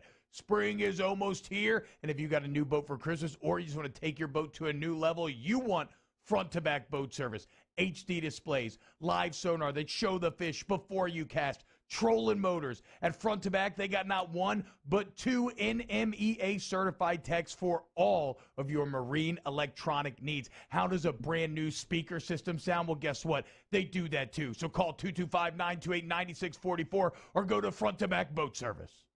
50 years ago on Easter Sunday, Breck's Baton Rouge Zoo proudly opened our doors, and we've been hopping ever since. 5 decades of connecting people with animals, teaching our community about the problems facing wildlife and how we can help, and working with zoos across the world to protect endangered species. Today, our future is taking flight by stretching the possibilities of what your zoo can become, while we keep it fun and affordable for everyone. Thanks for coming along. Sports wouldn't be the same without the die-hard fans. That's why we're highlighting the fans that do the most. 104.5 ESPN Baton Rouge brings you the city. Join us for a Monday's edition of Game Time, presented by Bet Rivers, live from Ivar Sports Bar and Grill from 6 p.m. to 8 p.m. We recap the NFL Draft and project the best sports bets of this week. We got action. It's Game Time. 104.5 ESPN Baton Rouge.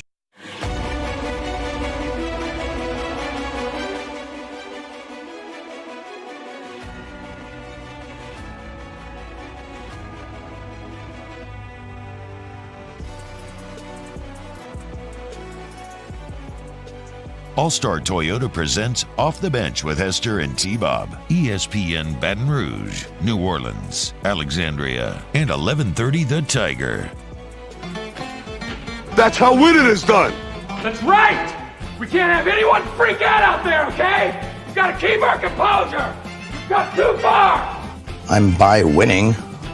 I win here and I win there. Now what? Are you doing what it takes to win a championship? Wow, winning. Well, then I guess there's only one thing left to do. What's that?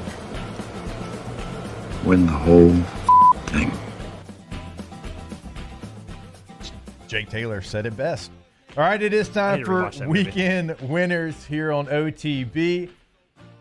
I'm going to go first because, as T-Bob likes to tell you, he's the host of the show, and he usually steals mine, so I'm stealing it today, and I'm going to go weekend winner number 1 to someone we mentioned in headlines, and that is former LSU golfer, 31831, great former Calvary Baptist golfer as well, Sam Burns, his first professional victory, wins by 3 at Valspar for that victory, and 24 years old. We saw him dominate at LSU. He's going to continue to be someone that wins golf tournaments. I think now this is something because he has, if I'm not mistaken, 4 top 10 finishes on the year. He's been close a couple of times, but, for whatever reason, being a young golfer, has not been able to get over that hump. He is now over that hump, and I feel like there is wins coming in the near future for Sam Burns. So congratulations. He is my number 1 weekend winner. So this is what Sam Burns gets for winning the Valspar yesterday. And this is from Scott Ravelet and myself on Twitter yesterday. We kind of played off each other.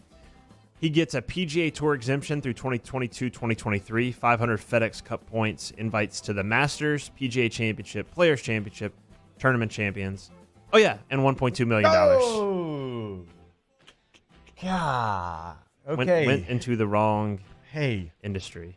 Joey, Hester, I appreciate all the sleds that we pushed, all the tires we pulled, all the weights that we lifted starting from when I was 9 years old in the Junior Olympics and all those things. It was great. Why didn't you put a golf club in my hand, though? $1.2 million. That's decent money. Like my best NFL season, that was my salary. Jeez. I mean, I can't even. With all my incentives and everything. I'll make $1.2 million in my entire life in the industry that I'm in. But hey, congrats, Sam. Congrats, Sam, though. We're not. It's time. not at you that we're bitter. I'm bitter at my father for making me do those things. When I shout out to Sam Burns. Go Tigers. In my hands. I'm kidding. I love you, Dad. All right, let's go, Mario. What you got? Weekend winner. My weekend winner is from the NFL draft. Cool story. Former Michigan defensive end Kwity Paye. I hope I was saying his name right. Yeah. Kwity Paye was the 21st pick in the draft. He will play for the Colts. He was born in a refugee camp in Guinea. His mother, Agnes, escaped civil war in Liberia when she was 12, and she fled on foot to Sierra Leone. Her father, Quity's grandpa, the man he's named after, lost his life in those wars, but his name will live on thanks to his grandson, and he's also the first-round pick out of Rhode Island since 1939. Mario might have just won weekend winners. That was incredible. My weekend winner is Mario for having the best weekend winner. Cool story. I got one more too if we got time. Wait, we'll go back. We'll come back for sure. All right, consolidate the lead there. I know where this is coming. All right, Danny, what we got? Okay, shout out my alma mater, Brother Martin. Yep. Winner, undefeated season and undefeated state champs in rugby, and it was an incredible season. I was there to witness it.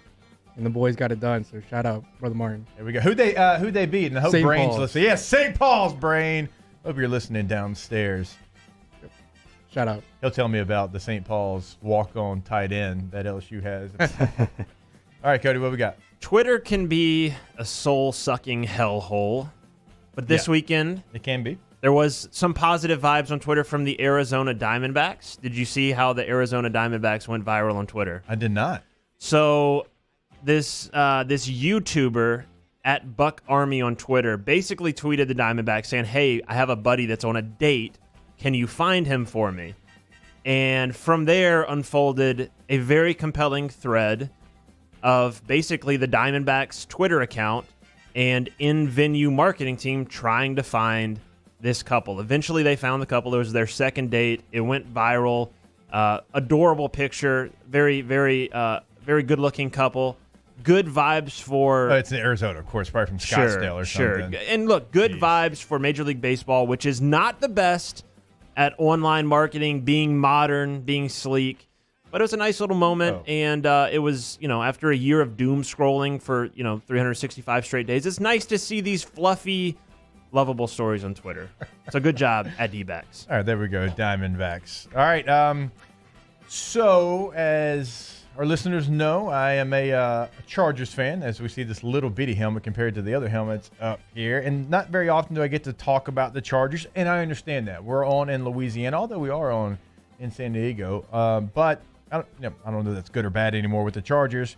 But I get to talk about them in weekend winners because I thought they had a hell of a draft. They got Rashawn Slater from Northwestern. They were able to pick up Asani Samuel Jr. at number 47. A lot of people thought he would go higher than that. I was actually hoping the Saints would take him at 28. So they get him at 47. They get wideout Josh Palmer from Tennessee at 77. They get Larry Roundtree, one of the running backs I really loved in this draft. So not many times do I feel good about my Chargers. And let me have this moment, please. They're a weekend winner for me. All right, Mario, what you got? So for my next weekend winner, as you know, Hester, the Pelicans have had problems closing games this season, and Joel Myers had the best call of the weekend on the Bally Sports broadcast. The Pelicans trailed the Timberwolves by 10 with just over 3 minutes to go. They came back, forced overtime, beat the Timberwolves 140-136, and right before overtime, Joel said, "It's nice to see the other team crumble in the final minute for once." Which it is. As a Pelicans fan, I can confirm. Yes. Very nice. Yes, it is. Absolutely, because... Oh, boy. Most double-digit leads in the NBA lost the New Orleans Pelicans. All right, Dan, you got another one? Yeah, and I forgot to mention, brother, it's been like 22 years since Brother Martin won state in rugby, and it was like it's been the same coach that I've had. Brother Martin, so shout out to Coach Gary. Crusaders. And my next weekend winner is Nola Gold. They defeated Toronto Arrows 22-14, and it's a very, very crucial win because they'll see the rest of the conference is just like 500, so every win's like counting. Very, very important. Shout out Nola Gold. Absolutely. Two quick ones. One, this is not a weekend winner. It's a cheat. It's a Monday winner. LSU wearing the throwback unis tonight in baseball, and those are sweet. Like the perfect cream color. They're absolutely beautiful. Yeah. Second one, this is a weekend winner. Not cheating. LSU Beach Volleyball earns a 4 seed at the NCAA Championships in beautiful Gulf Shores, Alabama, where yours truly will be this weekend. Now, I don't know that I'll be at the championships. Wait. This is not a work trip. Okay, This is not. I'm not going to try that. Man. I'm not going to try that play. This was a previously scheduled trip. However, we are staying about 100 yards from the site of the NCAA Championships, right there by the Hangout in Gulf Shores. Passes are extremely limited because the NCAA's got it down to 50%, and like the players get like I think 4 passes, and when you add up all the players getting 4 passes, it's like basically at 50%. However, like I have done with Hangout Fest before, I am going to try to sneak in, and hopefully we'll be successful and watch the Tigers win a national championship because they're due for one. They were right on the cusp of it last year with the momentum they were building. Kristen Nuss, the winningest player in collegiate beach volleyball history. You can hear her and Russell Brock on Tigers Win. Speaking of winners, latest podcast from LSU Sports. Was it the same vibe as when T-Bob and I recorded ours? No, the conversation with Russell Brock was a very different vibe from that of the episode featuring Jacob Hester and T-Bob Hebert, which will debut maybe in the next couple of weeks, but also on that podcast feed this week. It's in the can, as they say. It's in the can. Yeah. You got surpassed by Coach Brock, by Kristen Nuss because of the timing. It's just a timing thing. Hey, however, also a one-on-one conversation with Kim Mulkey from her first day at LSU. Got her for about 25 minutes. So that may kick you guys down the road. Little secret, however, on Kim Mulkey. I may have messed up the first 5 minutes of audio because I was producing the audio while being the talent. And that's why these guys over here are so valuable. Love producers because they make sure that your audio is not messed up. But it's okay. The other 25 minutes are pristine. So Kim Mulkey has like multiple national championships as a player, coach, and assistant. T-Bob and I, if you add them up, we've got 2. Yeah, I'm not buying that argument. That's all I got. Look, I've seen the numbers. I've seen what our YouTube numbers are doing with the Kim Mulkey videos. Her numbers are going to be better than y'all's numbers. It's just no offense. Nope. not going to happen. Do you know, I mean, we got thousands of subscribers on the Off the Bench page. That's as true. well. YouTube to YouTube. I really am just using you guys for your clout. However, I do need to spend a good 2 hours combing through the audio and bleeping out T-Bob. He was on one that day. Yeah. I think it was the vodka on the table that was not consumed. Let's be very honest. Yeah, it was just. But it just got him juiced up, and I'm gonna have to go through and comb through that because that's a family-friendly programming. Yeah, I asked you after we did. I was like, "It's gonna be okay."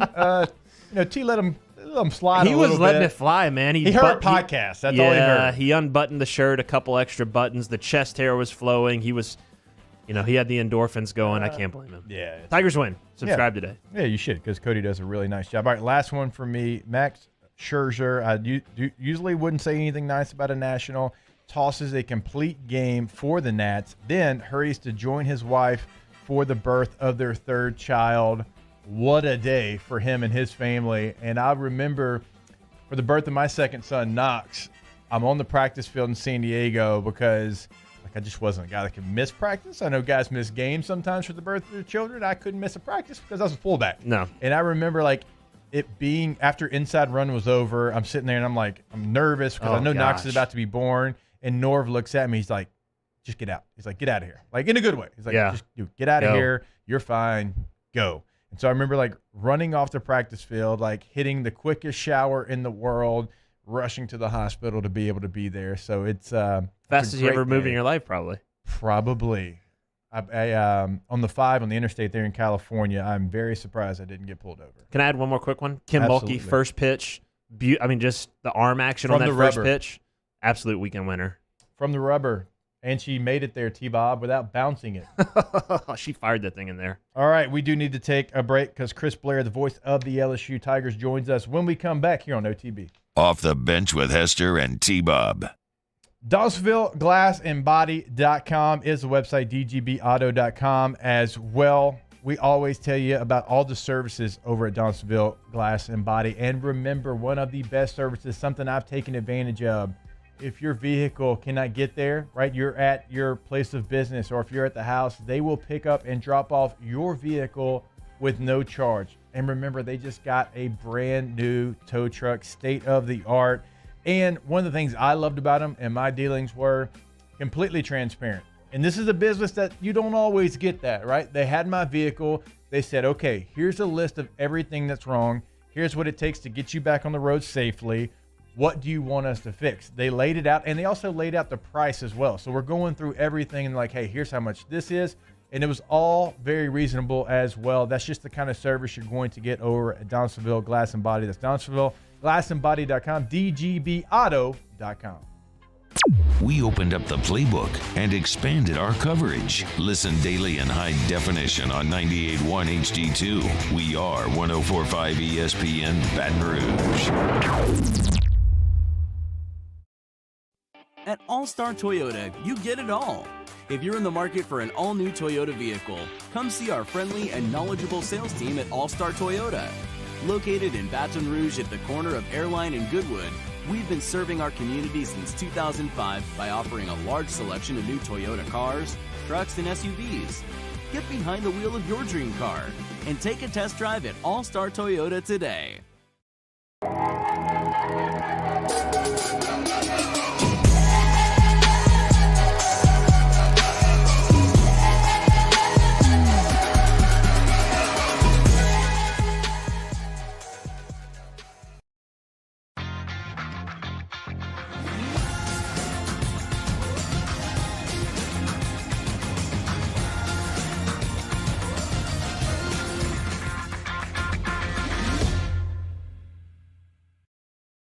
Well, I've had back pain now and then, but it got so bad I couldn't even bend over. I didn't want to resort to pain pills, so I chose Peak, hoping they could relieve the pain. They got me active again. I even lost weight. I believe in better. I chose Peak. Choose Peak Performance Physical Therapy. It's no secret. The best oysters in Baton Rouge are at Jolie Pearl Oyster Bar. Enjoy mouth-watering South Louisiana flavor and oysters from all over the country. And don't forget our nightly drink specials.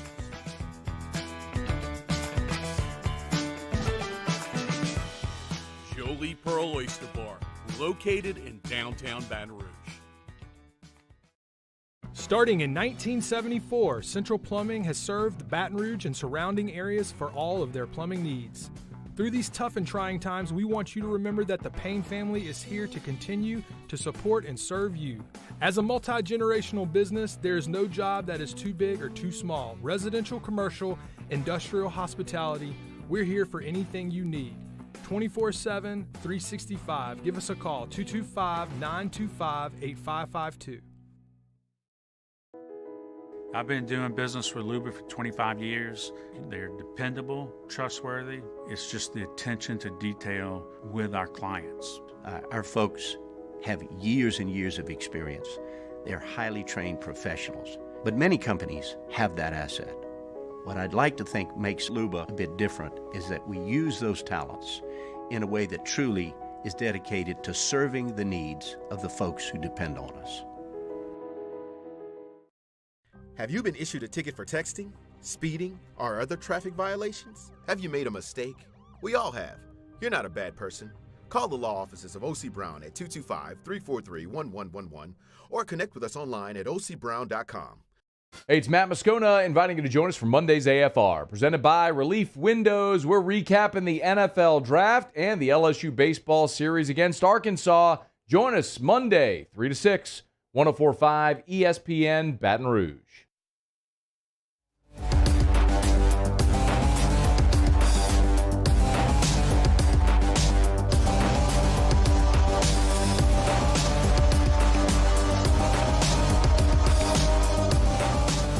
All-Star Toyota presents Off the Bench with Hester and T-Bob. ESPN Baton Rouge, New Orleans, Alexandria, and 1130 The Tiger.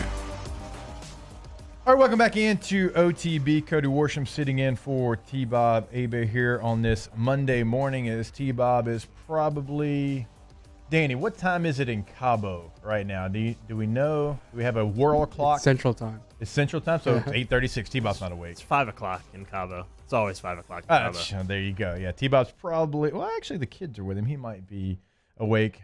But we know someone that is awake, and that is the voice of the LSU Tigers, Chris Blair, who joins us now. CB, how you doing? Good, gentlemen. Hope you're doing good on a Monday. Doing well, and let's go ahead and start off with some baseball talk because you were obviously in the box this weekend, and I'm very curious. I didn't get a chance to make it out, but what was the atmosphere like now that capacity is open back up? Yeah, well, it was what you're used to, and what we also desperately missed. It was amazing just to hear, after the first pitch of the game for all three games, after it got started, you kind of thought, this is what it. To be there is what it looks like, and it's what it sounds like, and it really felt like SEC baseball. So it was really cool, and to finish out the way the guys did with a heroic effort on Saturday night to salvage a win. You could hear that there were fans who were desperate to get that win as much as the players and coaches. But it sounded like the box, and it was a nice welcome return.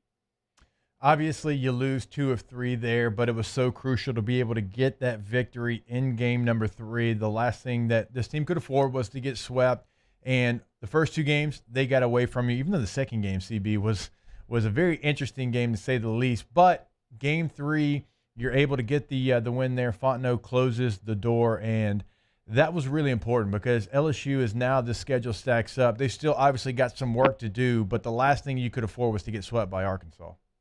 Yeah, when you really look at it, it's amazing how front-loaded the schedule was in 2021. You're talking about some really good teams. You're talking about teams that all, in my estimation, have a chance to be in Omaha. I don't know if all of them will get there, but all of them have the opportunity to be there. Tennessee, I think early in the season, people were just like, well, Tennessee, it's Tennessee. But, Tennessee has proven they're a really good ball club. Vanderbilt, a little surprising they lost the series to Florida because I think Florida's kind of been up and down this year, much like Georgia. But again, it's just a very, it's a stacked league.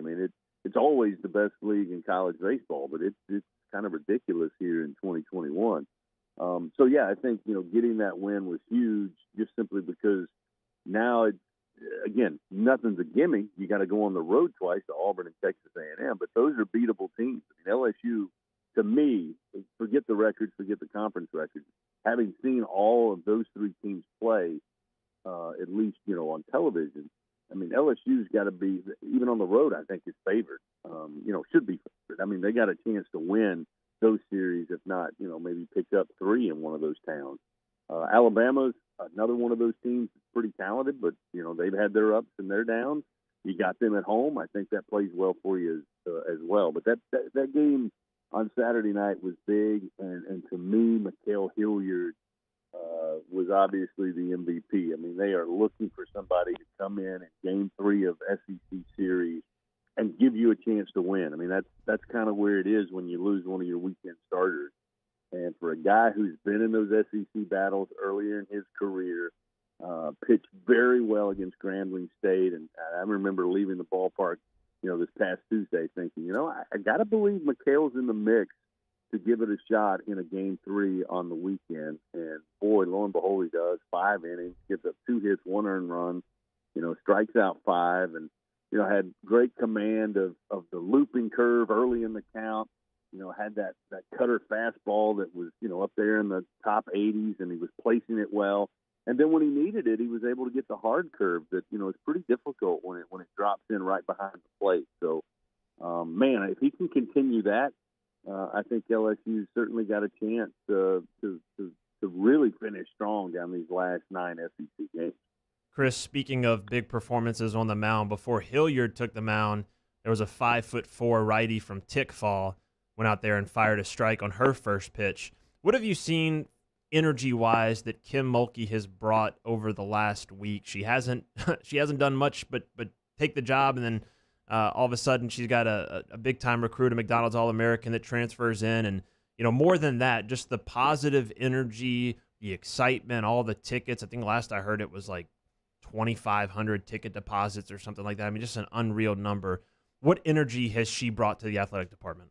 Well, if you bring up Kim Mulkey to anybody in a restaurant, in a store, just walking through your everyday, they're going to light up. More chances than not, at least in the last week, people have brought her up to me. I mean, just out of the blue, not even talking sports or not even talking LSU. So that's immediately the impact that it is on the radar. And people just light up. I mean, she just has that type of personality. I got a chance to visit with her several times when she was just a mom following Kramer playing. She would travel to the road games, and we would all meet up in the hotel or see each other in the hotel lobby. And again, she just has that personality that lights you up. And, she came up in the second inning and was on the broadcast with us. And she was the first to say, "Hey, look, we're up 3-0. I'm the lucky charm." We were all like, "Yeah, no argument there. We'll agree with you. We just need you to come here a little more often." Although I know it's going to be hard to pry you away from working on women's basketball. But, I tell you the impact that stands out to me the day on last Monday, when they introduced her at the Maravich Center.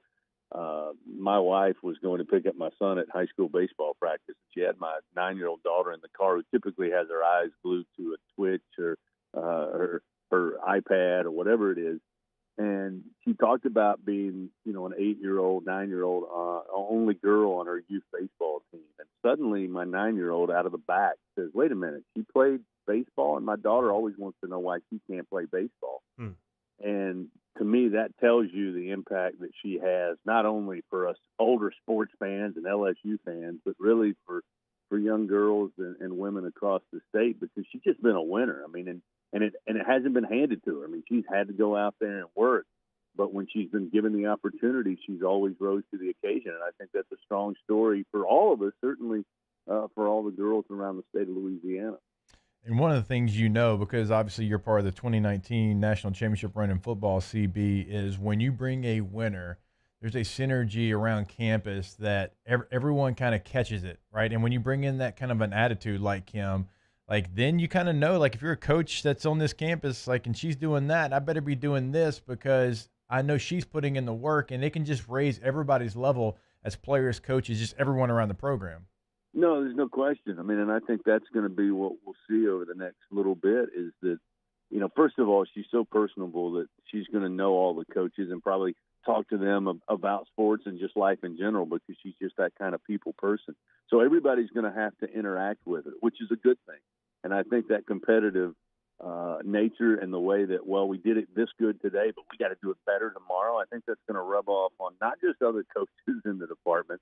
I think it's going to rub off on anybody who comes into contact with her inside our building here on campus. And that's a good thing, because she, as Scott Woodward said, she checks all the boxes for wins and championships. She checks all the boxes for graduating her players. She checks all the boxes to be involved in the community and helping the community at large. And so to me, if that rubs off on all of us who, let's face it, we get caught up in our everyday. We got this deadline. We got this game to prepare for. And maybe we don't take the time to really enjoy the fact that we're at a great university, great young people, and we have the ability to impact their lives, even if it be all very small. And she's the type of person who will constantly remind you that's what our job is. And I think that's good for all of us. I'll build off of that question that Jacob just asked and you just answered, Chris.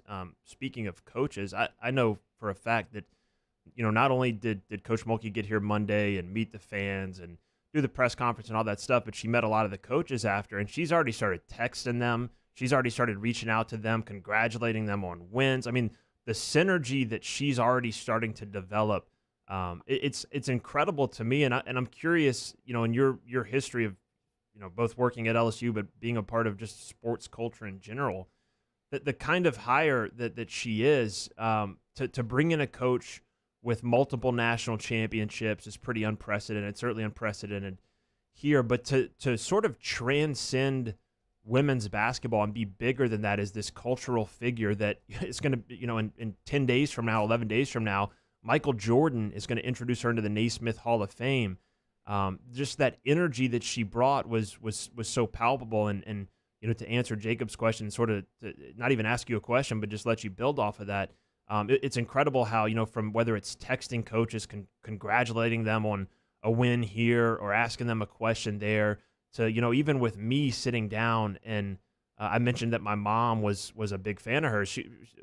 My family grew up idolizing coaches, and she was certainly one of those. Every time I've talked to her since then, how's your mom? How's your mom doing? Tell your mom. I mean, she's just got this great contagious energy that I think can really lift our athletic department, lift our university, lift the entire state. It's something I've never seen before, really.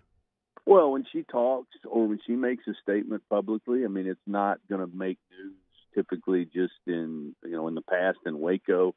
Certainly won't be the case here in Baton Rouge. I mean, when she talks, she carries such a weight of respect across the country that it's going to put a spotlight on, again, women's basketball at LSU, but LSU in general. And, I read an article in one of the sports dailies, I guess a couple of weeks ago, and it talked about how a lot of departments, college Power 5 departments across the country during the pandemic, when, people were not in their buildings and they were communicating through Zoom, that it actually created more communications within the department, not just from the top down, but coaches to coaches. The basketball coach talking to the baseball coach, football coaches, assistant coaches talking to other assistant coaches. And they've carried that on, after everybody started to come back to their office, and they talked about that synergy that it is created. Not everybody's in their own sports silos on campus, and that they feel like it's helped the overall department. Well, I think we have brought an absolute firecracker to LSU that is going to demand that there is communication, not just top down, but parallel throughout the entire department. And I think that's going to help us all because, again, I think she's going to hold people responsible, certainly her players, her student athletes. But I don't think she's going to see something that needs to be fixed and just think, well, that's not women's basketball, I'll just move on. I think she's somebody that's going to make us a better place because I think that's the place she wants to be. And the fact that she's got the emotion and the passion and the love for not only LSU now, but the state of Louisiana since she was a little girl and born and raised here, I think she's going to do that. And for me, I look around and I think, wow, she could be just a great leader that we all should look for. And I think the best part, Cody, is I think she's approachable. And, when you look at some of the icons of sports across the country, I'm not sure that everybody would say, yeah, that person is approachable. That's what I love about Kim Mulkey. She's approachable. She and I had as much fun for the 15 minutes she was up in the broadcast booth as if we'd known each other for years. I felt that way when I visited with her when she would travel with baseball on the road.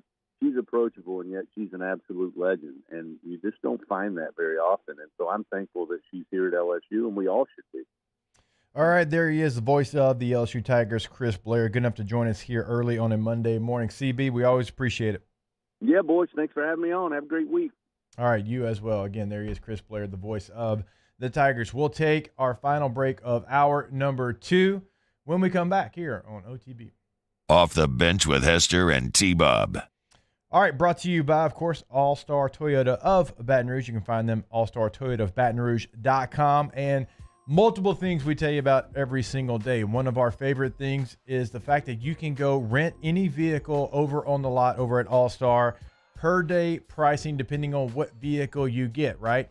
And we tell you all the time, if you're going to Disney, maybe you're going to the beach like Cody next week, right? And you want to rent something a little bit larger than what you have, right? Because you've got the car seats, you've got the equipment, you got the beach equipment, the umbrellas, all those things that don't fit in your normal everyday vehicle. Well, you can go get a Sequoia, you can go get a 4Runner, a Highlander over from All-Star Toyota. But of course, if you're looking for a new vehicle, we've got 4 different people in this room with 4 different needs, and you can get your needs met over at All-Star Toyota, no matter what you're looking for: sedan, midsize, full-size SUV, truck, van, you name it, they've got it. Again, All-Star Toyota of BatonRouge.com.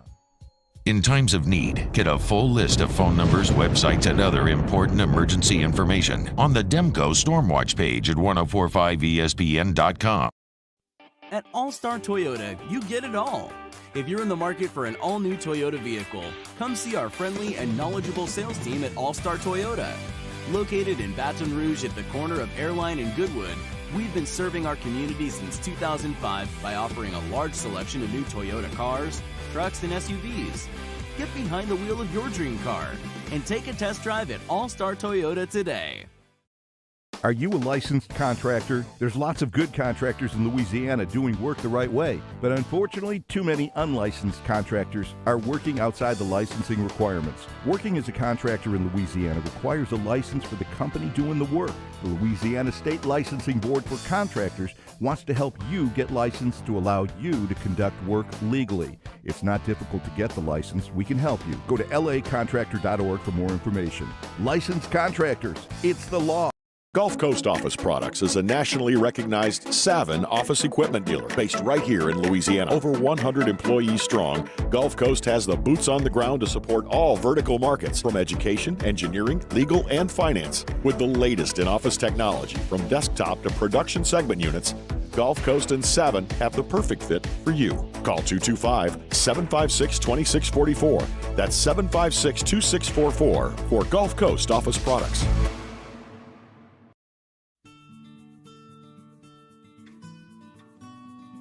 This is a house call.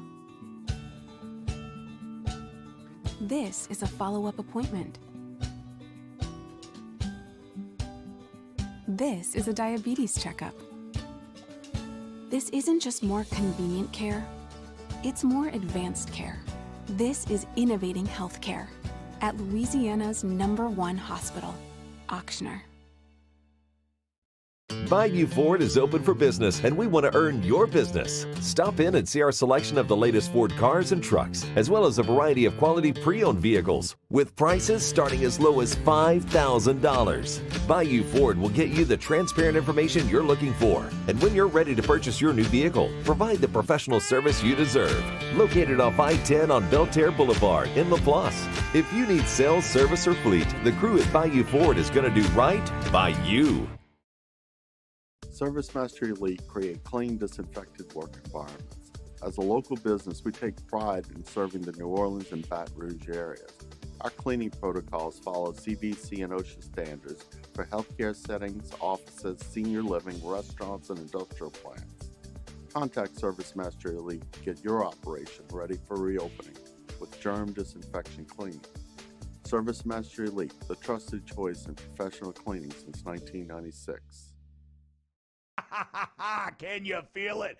Join us for a Monday's edition of Game Time, presented by Bet Rivers, live from Ivar Sports Bar and Grill from 6 p.m. to 8 p.m. We recap the NFL Draft and project the best sports bets of this week. We got action. It's Game Time. 104.5 ESPN, Baton Rouge.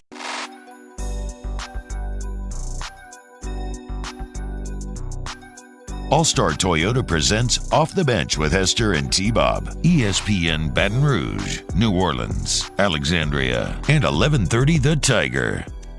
All right, welcome back in OTB. I've pulled an Ottfather twice, and I have gone extremely long in the third block, and now we've got about a minute here in the fourth block for back-to-back hours. We'll see if I can make it a trifecta in hour number 3. I won't be here, so that'll make it easier for you. Yeah, you're ditching us. What a loser. Yapping. All right, so you've got about 50 seconds, Cody. You've got 97 podcasts. Go ahead and plug one of them. Plug. Tigers Win is my new favorite project. It's where I just talked to Chris was just talking about synergy between coaches, and I picked up on that during COVID, just having conversations with coaches like, hey, these individuals are all way smarter than I am. How can I both steal from them and also share it with people? So that's what that podcast is right now. It's growing. It's small right now, but it's growing. Draft is over, so football, I don't know. You want to come on my podcast and talk some football soon? Maybe preview the summer. And Boot Up. We got to get Boot Up, the LSU basketball podcast, back rolling. Speaking of Boot, well, I can't talk about it yet until it's on LSUsports.net. But I'm going to leave, and I'm going to let y'all talk about it. We'll talk about it. Boot Up, baby. Because there is news in LSU basketball. Who better than Billy Embody of 247 Sports to talk about that? Now we're number 3. Off the Bench with Hester and T-Bob. All right, brought to you by Rejuve Medical, the age-defying clinic. RejuveMeMedical.com is the website, of course, in Baton Rouge, Denham Springs, and Metairie. You can go ahead and visit that website to check out the things we talk about every single day, which is if you want to feel like your youthful self, well, this is the place to go because everyone ages differently. I tell you, we got 4 people in this room. We all age differently. We have different needs. So why not go through the 3-step process to figure out what your needs are? And we always tell you, it's not just a T problem. When I go get my numbers checked, T was high, but I had other problems and other issues that I needed to get on a treatment to be able to fix. And so it's something you need to go check out because we all age differently, and they have this 3-step process that we tell you about. It is down to an exact science. RejuveMeMedical.com. Again, that's Baton Rouge, Denham Springs, and Metairie. 225-230-4201.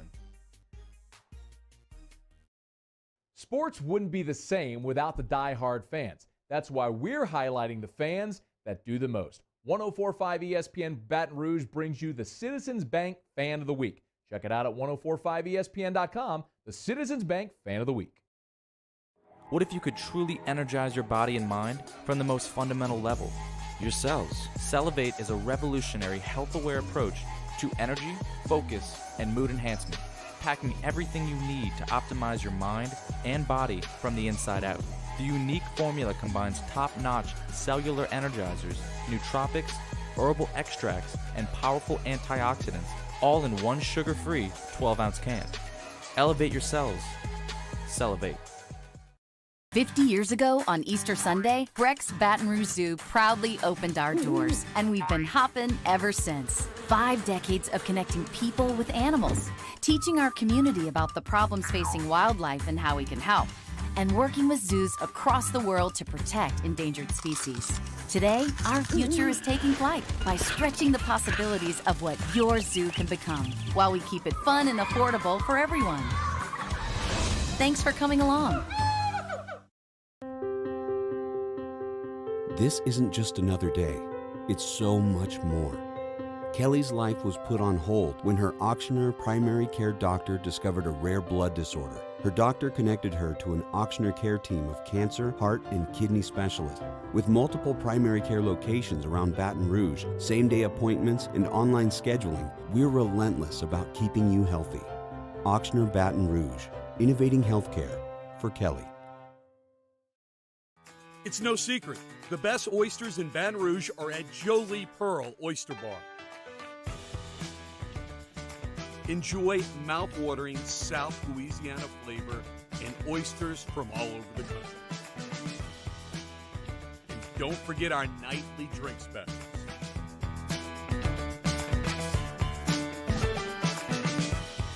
Jolie Pearl Oyster Bar, located in downtown Baton Rouge. Starting in 1974, Central Plumbing has served Baton Rouge and surrounding areas for all of their plumbing needs. Through these tough and trying times, we want you to remember that the Payne family is here to continue to support and serve you. As a multi-generational business, there is no job that is too big or too small. Residential, commercial, industrial, hospitality, we're here for anything you need. 24/7, 365. Give us a call, 225-925-8552. Have you been arrested for DUI or other traffic violations? Have you made a mistake? We all have. You're not a bad person. Call the law offices of O.C. Brown at 225-343-1111 or connect with us online at ocbrown.com.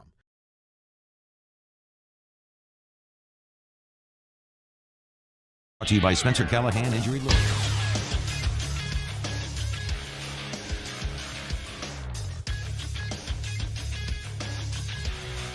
Good morning. It's 9 a.m. on Monday, May 3rd. Today in Baton Rouge, expect to see cloudy skies and a high of 88. Coming up today on OTBOT, Billy Embody joins the show at 9 a.m. You can follow today's show on Twitter or Instagram at OTB_ESPN or by subscribing to our YouTube for new content every day. Also, check us out on Cox Sports Television. Our OTBOT starts right now. Let we go! All-Star Toyota presents Off the Bench with Jacob Hester and T-Bob Hebert. Yeah. Off the Bench with Hester and T-Bob. Hey, they said I got to come off the bench. All-Star Toyota presents Off the Bench with Hester and T-Bob. Yo. Yo, welcome in. Hour number 3, OTBOT. Big shout out to our guy Cody Warsham for sitting in for the first 2 hours for us. T-Bob and Cabo, you can tell we are, bitter here on the set. But hope you're having a good time there, Tiny Bobby. All right, we will go now and talk some LSU hoops and some football recruiting. A versatile guest that we always love to catch up with. That is Billy Embody of 247 Sports. Billy, how you doing? Doing well. How about you? Doing good, man. Excited to have you on because, like I mentioned there, you're a versatile guest, man. We go basketball, we go football, and let's start with some hoops. Will Wade gets another transfer in. This roster is starting to take shape. We all wondered, how was it going to be built? You lose your top 4 players from a year ago. We know in college basketball you can get one recruit and that can change a lot, as we saw last year with Cam Thomas. But Will Wade is going out. He's hitting the transfer portal hard, and they're doing a really nice job, and they get another player from Illinois. Yeah, Adam Miller, who another Chicago native who joins the roster, but somebody that started every game as a true freshman on that Illinois team that won the Big Ten and was one of the best teams in college basketball. And for me, I think it's not only huge because you get a point guard, you get somebody that can really come in and impact the backcourt, but you get them for multiple years and a long time. I mean, theoretically could be here 2-3 years, depending on how things go. But he really stepped into that lineup, played next to one of the best guards in Ayo Sumu. I probably butchered that a little bit, but one of his former high school teammates as well. But learned a lot from him in his one season at Illinois, wanted to change, and ends up coming down to Baton Rouge. Just a huge land for Will Wade. So now with the transfers put into place, this roster starting to really take shape. But which players can we expect from last year's team, some of the holdovers from last year's team, to maybe take that next step, be starters and be household names when it comes to LSU basketball that maybe were just small pieces last year? I look at Milwaukee Wilkinson, and he's somebody that started some for LSU and kind of hit a freshman wall a little bit, I think. Needs to develop his overall game more, but I'm looking for him to take a big step. Eric Gaines is going to be that third guard in that rotation now that they've got Adam Miller, now that they've got Xavier Pinson in there. They've got to continue to develop him in the weight room, but we saw some of his brilliance at times that they've kind of got to push towards in the right direction. I think a little bit make better decisions with the ball, but you can see his explosiveness and his natural talent. And then one player that was on campus, or two players that were on campus for the second semester that didn't play, Alex Fudge and Seneca Knight. I think they really benefited from that development with Will Wade and Greg Golden in the weight room. One's a transfer that's going to be a key piece to the rotation. Another one is a freshman that really a lot of people were high on coming out of high school, developing his frame more. He was just kind of a stick figure in that sense. So as he gets stronger in the weight room, he'll be even better. I'm excited to see what Alex Fudge is looking like down the road. Probably as much as anyone on the roster. I'm really high on him. All right, so as we know, there's a ton of names inside the transfer portal with the new NCAA rules. I mean, we kind of knew this was coming. Is there any other names that maybe LSU fans should be on the lookout for? Maybe someone you think LSU could possibly bring to Baton Rouge? I know we have a question inside the chat about Trey Mitchell, of course, a very talented big man from UMass. Any names like that? Yeah, I think one thing with the transfer portal is they always want to move a little bit kind of in stealth mode, I think, just because, it is this new era of recruiting. And we've seen in the past where, things get out, it impacts LSU's recruiting efforts and it impacts, who they bring in and who they're able to land and all of that. So I think, one, you hear some buzz here and there, but really they're calculated in terms of keeping it quiet. But I do think Trey Mitchell is somebody to watch. He's really talented big man out of UMass, like you said, and he would be that final piece potentially that could really take this roster from competing in that top 3-4 range to being a legit SEC title contender, in my opinion. And as we know, I mean, basketball is really one of the sports that, yes, chemistry definitely matters, but we have seen one high school recruit really change a program. And so you can make your roster up of transfers, and I don't think you have to worry about that chemistry as much. And, other sports, football, for example, there is a lot of that chemistry that if I'm a quarterback and my receiver is new and we don't really know each other, it's going to take some time. But as we've seen in basketball, you can bring in basically a new roster. I mean, Arkansas, really just did it, and it did take them a while to get going. But once they did, I mean, Arkansas, as we know, is one of the better teams in the country. And so I don't think that's necessarily something you have to be fearful of, Billy, just because of the proof that we've seen in the past. You get these transfers, you get these new guys, and it can really change pretty quick. No question about it. And, there are times when LSU, even when those guys have been playing together for a couple of years, like Javonte Smart and Darius Days and Trendon Watford, sometimes they're just not always on the same page and they're missing each other or whatever. So, yeah, basketball, like you said, is a sport where you can normally get guys to assimilate pretty quickly. And these guys are so used to running pickup and playing AAU and switching teams and doing this and doing that. It's kind of something they're used to for the most part. And look, I think LSU's still pushing for Efton Reed, the 5-star big man. So we'll see kind of how that one goes as well. If you wanted a high school recruit that you can keep watching for, he was supposed to make his decision and then delayed. So they're still working that angle too, and he would be that instant impact high school prospect that they're looking for as well. Catching up with Billy Embody, 247 Sports here on OTBOT. All right, let's transition. We mentioned it. We're going to talk hoops. Let's talk about football and get to the gridiron now. Finally, recruiting is going to open back up here in only a matter of weeks. I can't imagine, Billy, and not just LSU, but every college football program, how long they've been waiting for this and how long they've been putting a game plan together that when things did open back up, they probably were going to hit the full court press like they've never done before. No question about that. And it's, we're still waiting on the NCAA to make a decision, too, on whether they're going to allow these colleges to hold kind of one-time, 1-hour period of time where they're allowed to work out these recruits on their own and kind of do a combine style. So we've missed all these in-person evaluations, both, in our industry.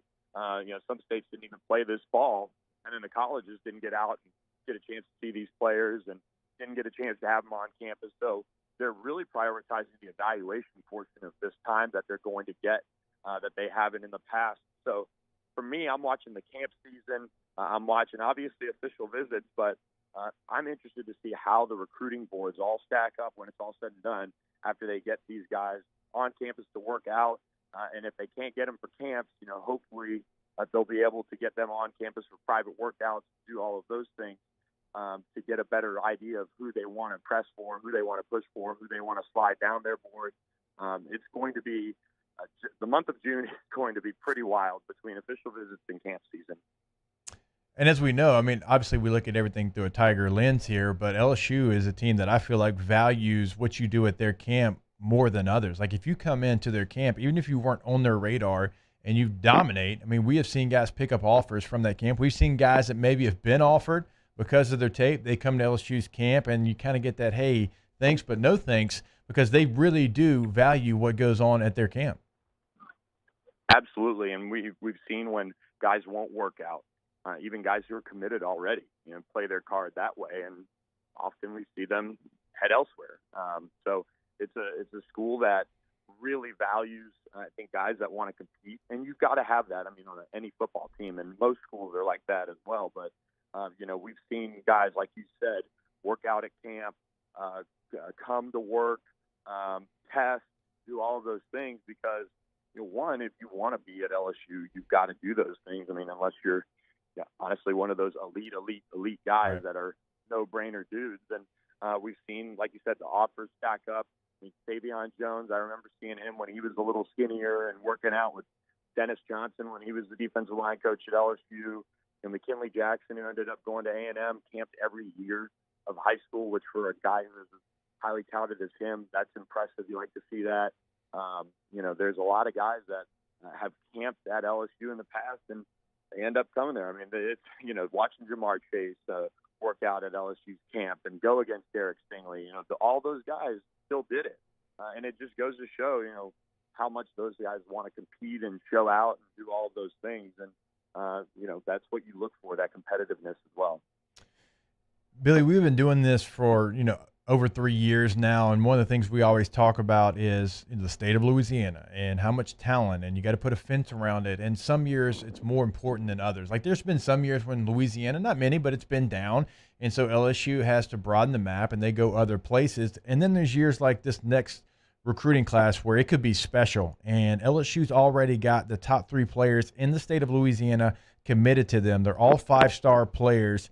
That's a big deal because when you have these special years in Louisiana, you have got to get the top talent. And we've got, Walker Howard already in this class. You've got Will Campbell. You got Jacoby Matthews as well. And Will Campbell being a guy from a place in Neville and Monroe that sometimes it's a wild card, and the position he plays. So far, so good, but they have to finish this class with it being as talented as it is. Yeah, you look at the guys that are left on the board in Louisiana, like Quincy Wiggins in Baton Rouge, Jamon Tapp down the road from LSU. You've got Emory Jones in Baton Rouge. You have Trevante Citizen. You have Le'Veon Moss. I mean, there's a lot of guys out there in Louisiana that are still being recruited, still getting pushed. Chaz Preston, the 4-star receiver out of St. James. They have a lot of options in the state, more so than, I can remember. And it's going to be really interesting to see who ends up camping, going back to that, competing, showing their stuff, trying to either earn an offer or move up the board or become a priority guy. Jordan Allen is one who comes to mind, a defensive back who LSU's been in contact with and has picked up some major offers, but LSU's still evaluating him. This cycle is pretty special, and to see the 3 5-stars they have committed already on board and in the class and locked in, I mean, that's as good of a recruiting job as you can ask for by LSU, and hopefully for LSU takes a lot of the drama at least out of signing day and the early signing period a little bit with those guys. No, you're right. And some of the names that you just mentioned, I've had a chance to watch some film on Moss, a very talented running back from Estruma. That's somebody who's a 5th-ranked player in the state of Louisiana. That would be a big get. This is someone that is from Baton Rouge, and sometimes it can be difficult to get those Baton Rouge guys. Sometimes they want to go and maybe go somewhere different because they grew up in Baton Rouge, but this is one that I hope LSU gets because obviously I'm partial to the running back position, but I don't feel like he's getting the national attention. At least I haven't heard it, but you need to get a guy like that in this class. Yeah, I agree. And part of that, too, is I think his junior year, we kind of struggled to kind of get some stats on him. His tape is awesome. I mean, between Trevante Citizen and Le'Veon Moss, I mean, those 2 guys are dudes, and their tape speaks for itself. And Citizen's the guy on both sides of the ball that really stood out over in Lake Charles. But, yeah, Moss's tape is awesome. They've got to get him on board. And so I think as we see him, maybe camp, as we see his senior year take off, get more eyes on him again, I think you'll see that buzz pick back up like you were talking about. But Kevin Fox got it pretty good. He doesn't have to go up to Cincinnati this cycle. That is very, very true. All right, Billy, since we did mention that football recruiting is opening back up and just recruiting in general, we didn't even think about y'all over like 247, what y'all have had to kind of do and really work to get stories out there with no really recruiting to report. So I've got to imagine that y'all have a lot coming up over at Go 247 as well. Yeah, and the month of May, I think is kind of our final reset month before the wild, wild west of June begins, and then it's kind of going to be back to normal. I mean, the dead period's opening back up, or the dead period's ending, and that's going to be, allowing us to see these guys on college campuses and do camps, and 7-on-7 will be rolling, even more so in the summer. It's been weird, honestly, because we've gotten to see these players more than the colleges, and you talk with people around the industry and in coaching circles, and they're saying, hey, can you send me a video on this guy or that guy, because we can't be out there. It's been quite a weird year, obviously, to be covering it and going through it. But, yeah, we're about to stack up all the news on official visitors, check it all out, mock recruiting classes going into the summer. It's going to be exciting. I'm ready to get back to normal and get some camps going.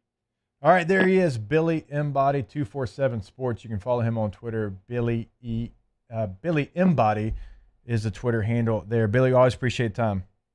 Anytime, Jacob. Have a good one. All right, there he is again. Billy Embody does a great job for Go 247 Sports, talking hoops, talking gridiron as well. We'll take a break here. We'll get back into the NFL draft discussion, tell you exactly what the Saints did, what people think of their draft class, all that when we come back here on OTB OT. OTB OT. All right, so we told you earlier about the ability to rent a Toyota from All-Star Toyota of Baton Rouge, but do not forget they've got all the new and pre-owned vehicles ready to be moved as well. And no matter what you're looking for, we tell you every single day because it's the truth. If you need a sedan, if you need a midsize or a full-size SUV, you need a truck, you're looking for literally anything, they've got you covered over at All-Star Toyota. I can tell you my story. There's multiple vehicles, and I've got 4 boys.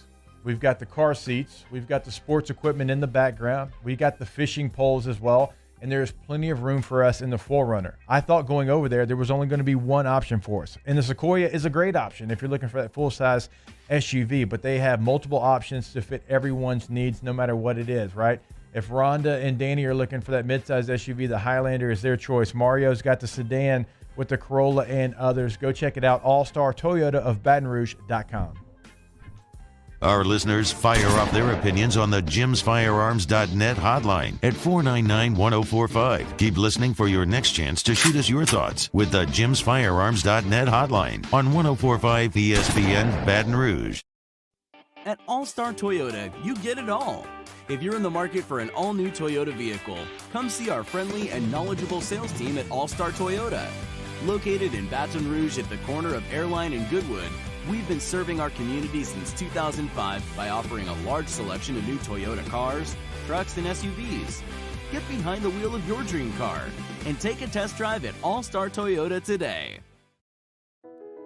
I've been doing business with Luba for 25 years. They're dependable, trustworthy. It's just the attention to detail with our clients. Our folks have years and years of experience. They're highly trained professionals, but many companies have that asset. What I'd like to think makes Luba a bit different is that we use those talents in a way that truly is dedicated to serving the needs of the folks who depend on us. Are you a licensed contractor? There's lots of good contractors in Louisiana doing work the right way, but unfortunately, too many unlicensed contractors are working outside the licensing requirements. Working as a contractor in Louisiana requires a license for the company doing the work. The Louisiana State Licensing Board for Contractors wants to help you get licensed to allow you to conduct work legally. It's not difficult to get the license. We can help you. Go to lacontractor.org for more information. Licensed contractors, it's the law.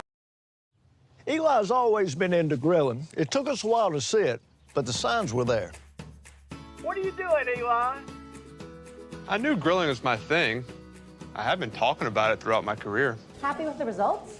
I am. Got the new grill from barbecueguys.com. It performed great. My advice, as I always told my boys, Do more of what you're born to do. Barbecue Guys, for those who were born to grill. You want cheese on your burger, Pops? I'll take a little cheese. A certified pre-owned vehicle means that it's been certified by factory-trained technicians.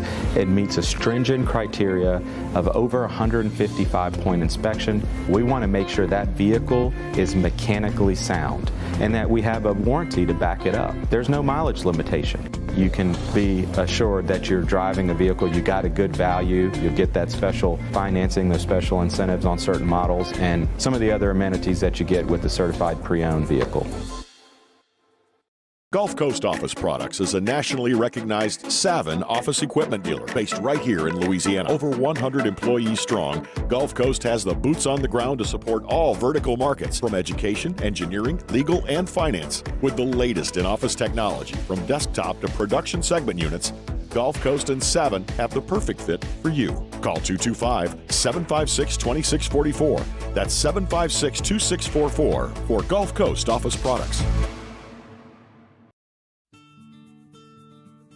Join us for a Monday's edition of Game Time, presented by Bet Rivers, live from Ivar Sports Bar and Grill from 6 p.m. to 8 p.m. We recap the NFL Draft and project the best sports bets of this week. We got action. It's Game Time. 104.5 ESPN, Baton Rouge.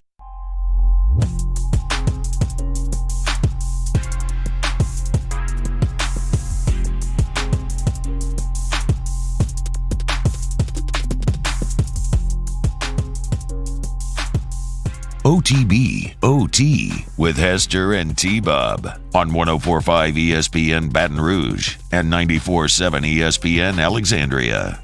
All right, welcome back in OTB OT here on 104.5 ESPN Baton Rouge. Something real quick we were talking about during the break there that I think needs to be our Citizens Bank poll question of the day. Let's see, how do we want to word this? Where will Aaron Rodgers be next year? Green Bay Packers, another team, retired, host of Jeopardy. I feel like that needs to be the four options. Do we have any other votes for options? I feel like that's the four. I think that about covers it. Because he did kind of steal the draft weekend, right? I mean, when he came out the day before the draft, and again, reports are this has actually been talked about for a long time. It just got released the day before the draft, so not trying to say Aaron Rodgers sabotaged the draft by any means, but it definitely was news. Latest reports are that he could, in fact, retire if the Packers don't intend to trade him.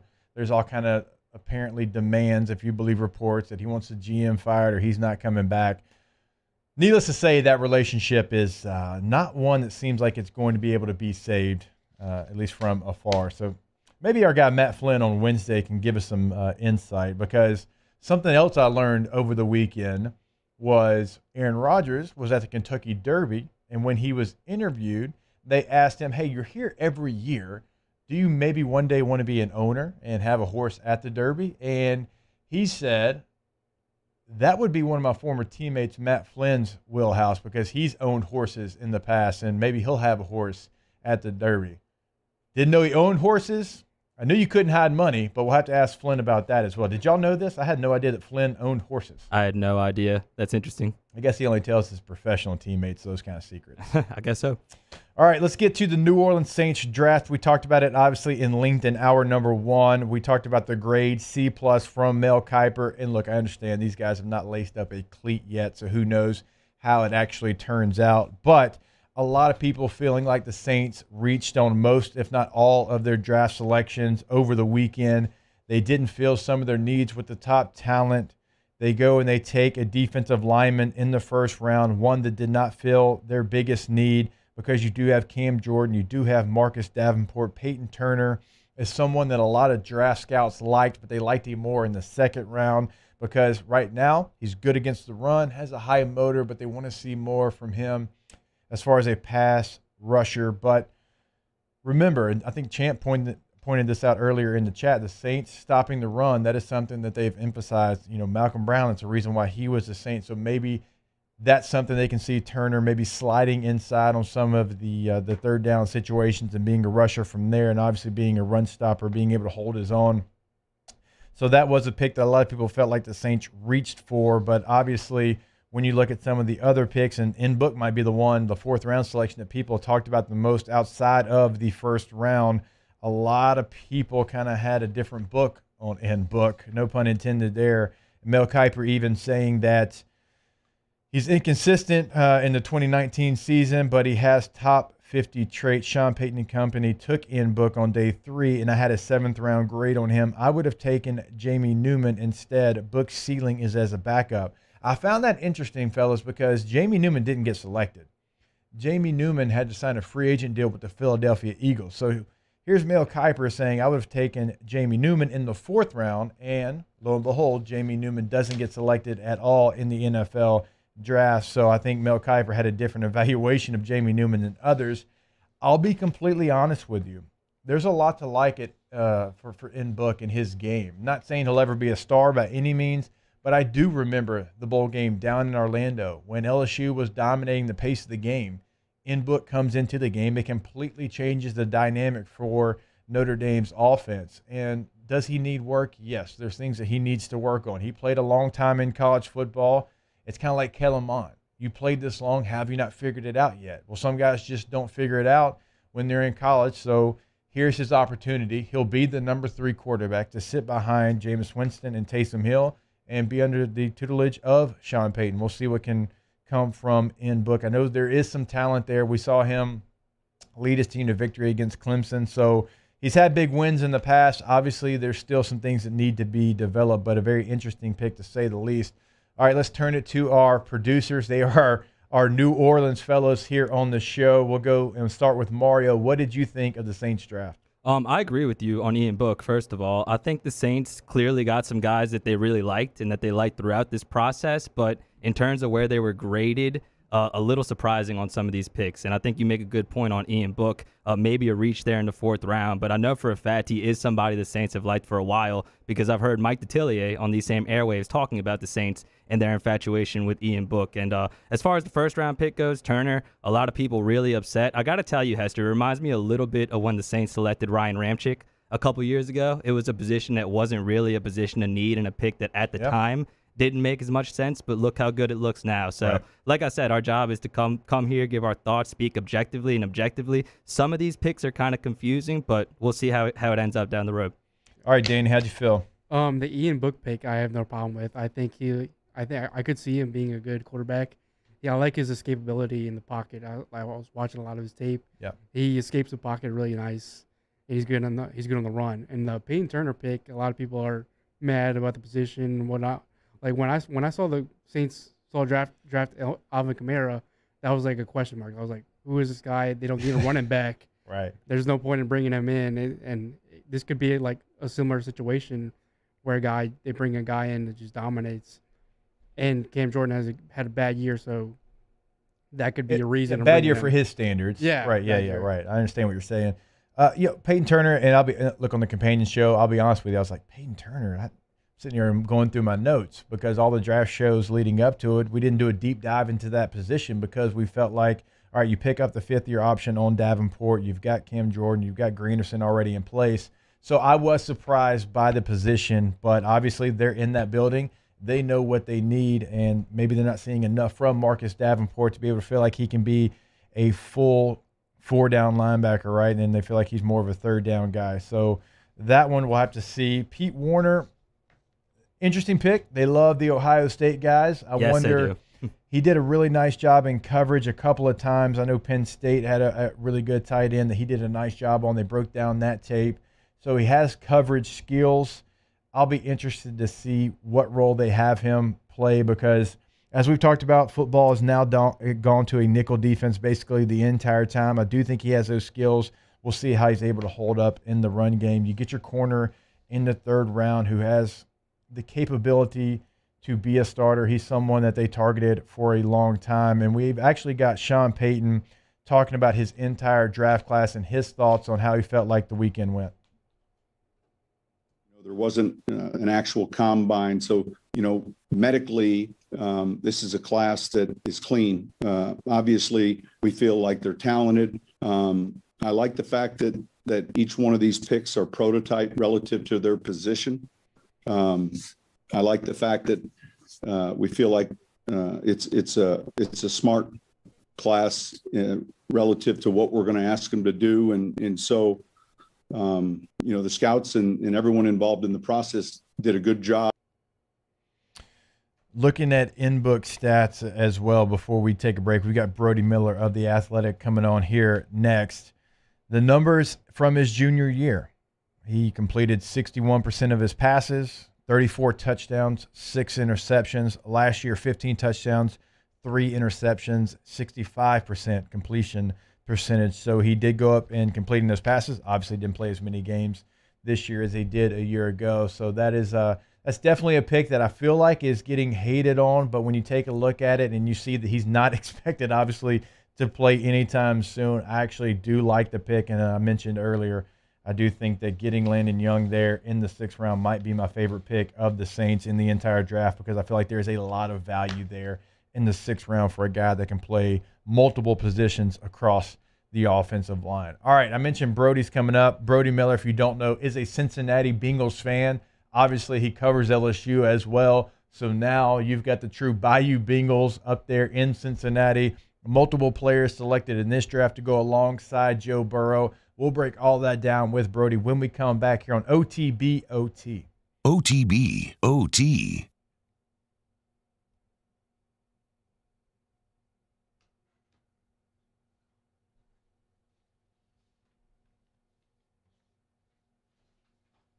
927-8300 is the number to call. I just spelled it out for you, but GoRoof.com, GEAUX, is the number. Well, that's not a number, is it? That's a website. Is the website to go to. Look, when you call Go Roof, first off, you're going to get an idea of what it's like to work with them and deal with them, and you're going to really enjoy that process. But more so than that, you're going to get that free professional estimate. If you think you have a roofing problem, call them. They come out there. They look at your situation for free, so you make a fully informed decision about, okay, what do I want to do next? They're, of course, licensed, bond, insured, and they offer a 2-year workmanship guarantee on top of the manufacturer warranty. So they stand by their work before, during, and after the process. And you'll find that when you work with Go Roof, you get a beautiful new roof every single time. So what are you waiting for?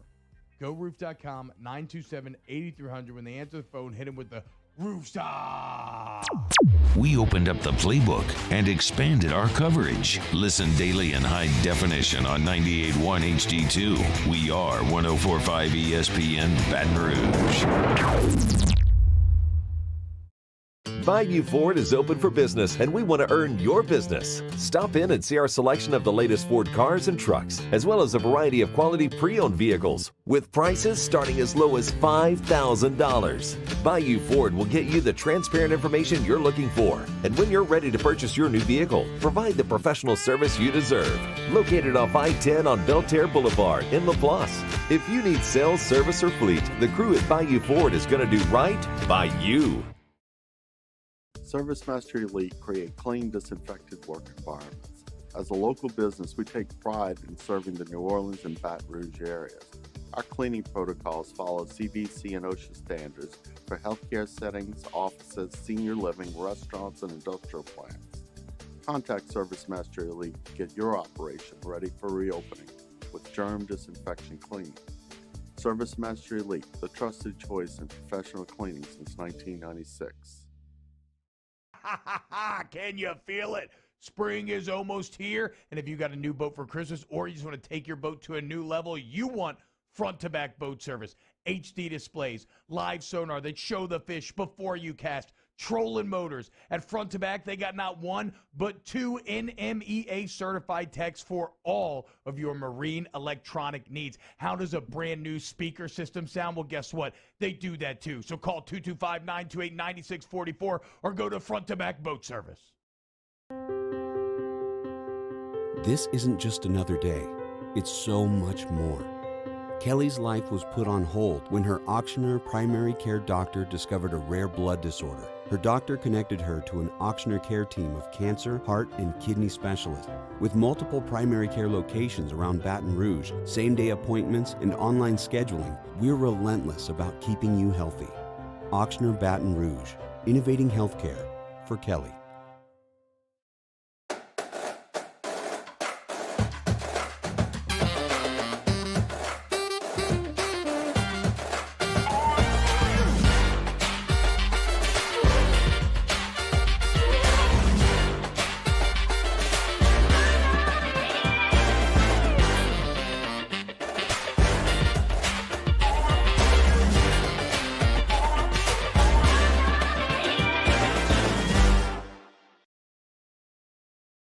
Have you been issued a ticket for texting, speeding, or other traffic violations? Have you made a mistake?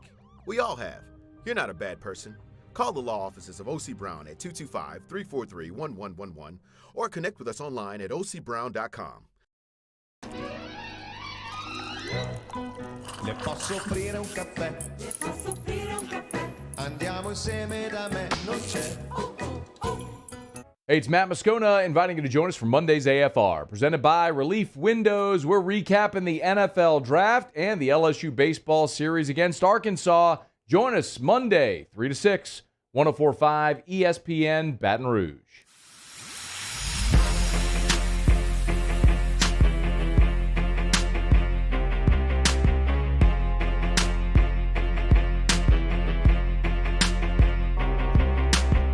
OTB OT with Hester and T-Bob on 104.5 ESPN Baton Rouge and 94.7 ESPN Alexandria.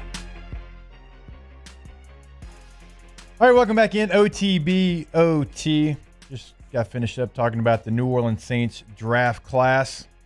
We'll now kind of pivot and talk about the Bengals draft class. Yes, the Bengals. Our guy, Brody Miller, is set to join us now. You can follow Brody at Brody A. Miller. Obviously covers LSU for The Athletic. Brody, what's going on? How are you, brother? I'm doing well, man. Thanks for having me on. How are you? Doing well. Bengals fan, right? I mean, that's what we've always talked about. So a Bengals fan. But I have to ask you this. Indiana roots. So how did the Bengal fandom start? So, okay, I'm confusing. I moved around a bunch as a kid, right? I Okay. lived in, I think I'm on my 8th state right now, and my entire family is from the Cincinnati area. Okay. That is the entire. So when you move around that much, you just kind of root for your parents' team. So I was raised Bengals and Reds completely, but then I mainly grew up in South Jersey. So then I became a Sixers and a Flyers fan. So yeah, I ended up in Indiana for college. Very confusing. Hey. From someone who is a Braves/Knicks fan from Louisiana, I can completely. Oh, classic tandem. Yeah. I mean, everybody loves the Braves and the Knicks together, so I'm right there with you. Your life was probably so cool in the 90s. Hey, that's right. I mean, for the Braves, obvious reasons, 14 straight division titles. For the Knicks, I had Patrick Ewing and John Starks and Charles Oakley and Anthony Mason. So yeah, in the 90s, that was cool. Not so much now. Even though they finally are actually winning basketball games. So good call there, Brody. All right, so since obviously you are a fan of the Bengals and you do a fantastic job covering LSU football, and that was kind of the theme of the weekend, old teammates getting back together, Jamar Chase goes 5th overall to the Bengals. Shelvin goes in the 4th round there to the Bengals. So you're getting a little piece of 2019 LSU. Oh, yeah, we know Thaddeus Moss is there with Joe Burrow as well. So I know you've got to be excited. You've already kind of got a book on these guys going into the Bengals. Well, first off, it's actually just really annoying because when I want to watch the Bengals and just turn my brain off and Yes. just be able to just unethically or ethically just for the Bengals and not care. And now our cornerstone pieces are guys who I probably wrote about as much or more than as any human on earth. So Yeah. I'm just come on. But I guess there are benefits to it. I do have the inside track. But yeah, I mean, it's funny because I got to say, I've been reading, I'm a draft nerd. I love the draft and I've been reading so much and everybody's take has just been love Chase, but how did they pass on a tackle there? And I get frustrated, and this, this infinitely better than I do, but we all decide what we think of a draft based on what we've been told by mock drafts and big boards by just people like us who just write for a living. And at the end of the day, everything I've heard from people in the Bengals, LSU, whatnot, the Bengals didn't have Penei Sewell graded as high as they had Jamar Chase. Sometimes it's just that simple.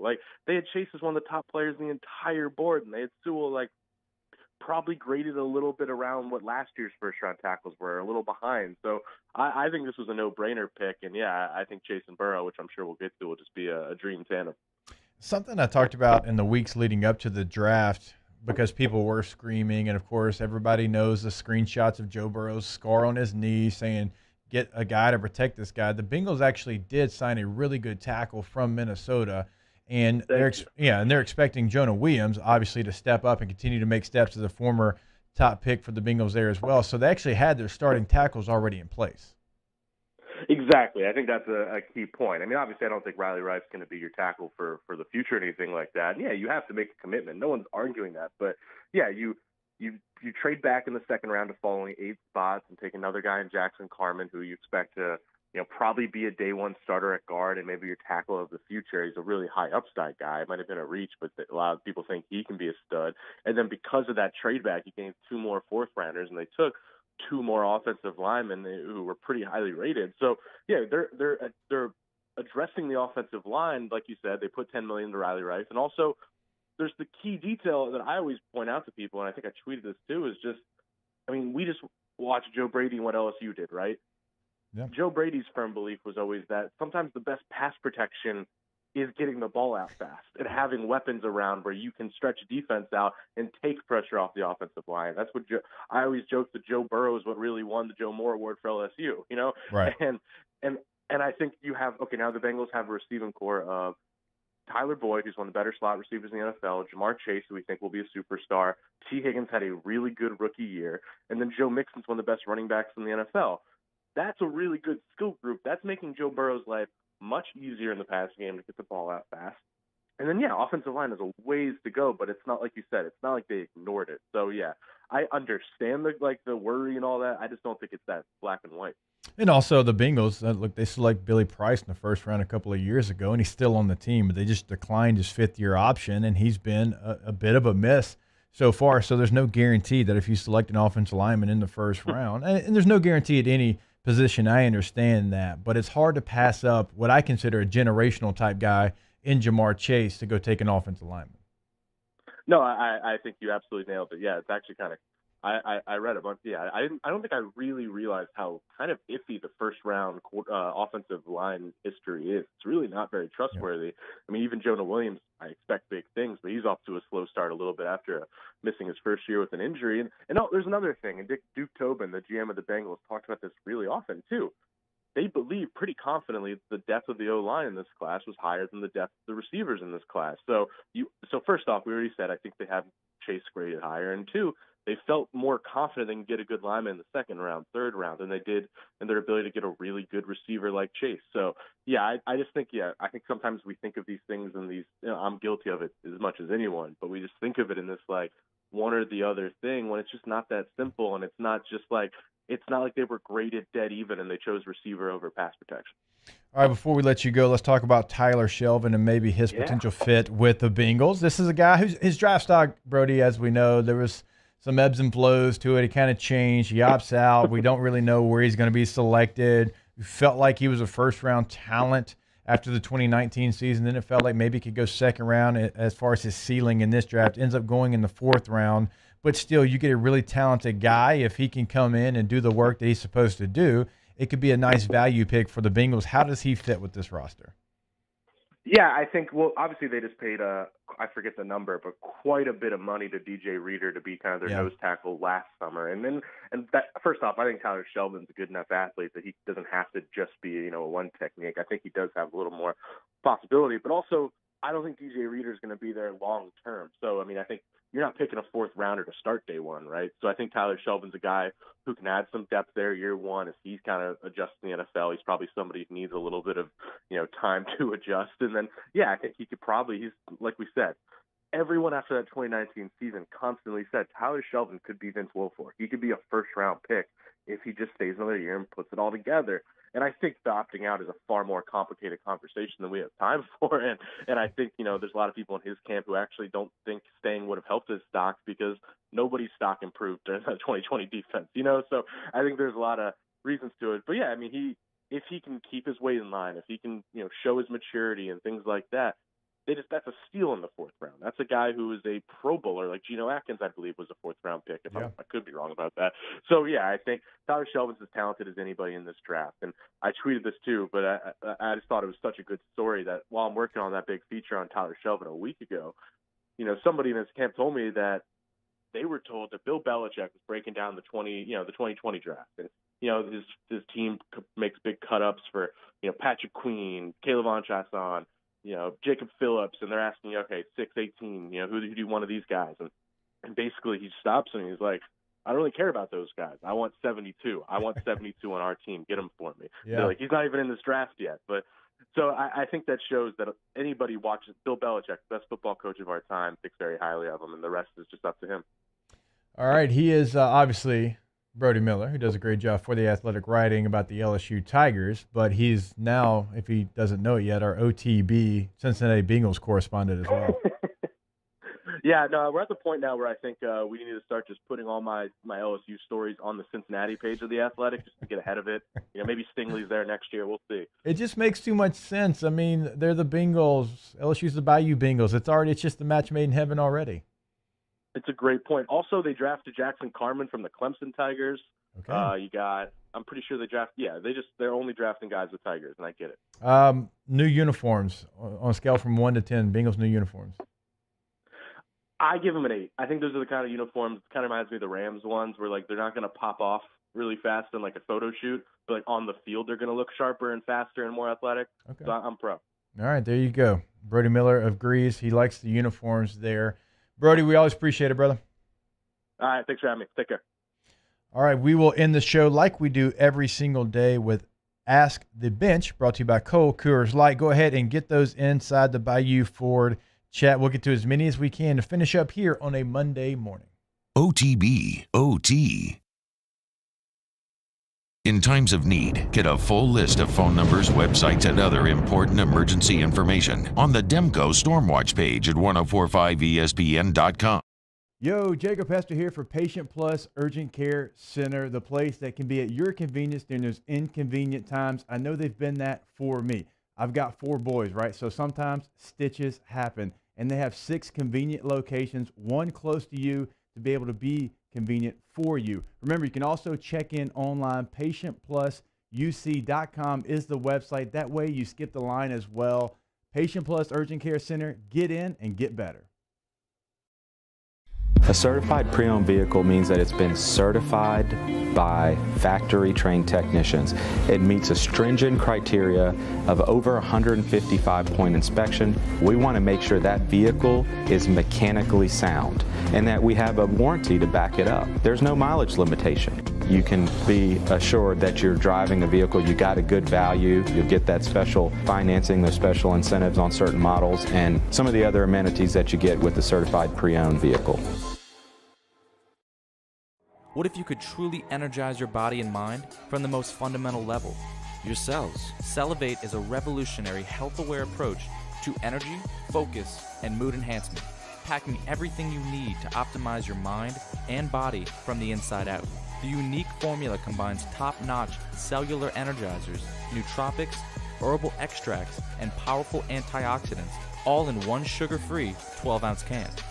Elevate your cells. Cellivate. It's no secret. The best oysters in Baton Rouge are at Jolie Pearl Oyster Bar. Enjoy mouth-watering South Louisiana flavor and oysters from all over the country. And don't forget our nightly drink specials.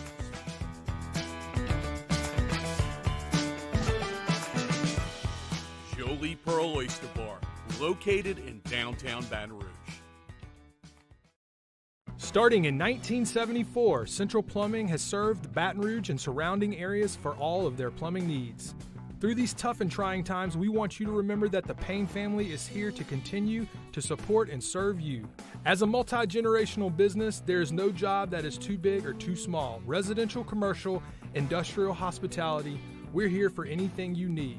24/7, 365. Give us a call, 225-925-8552. I've been doing business with Luba for 25 years.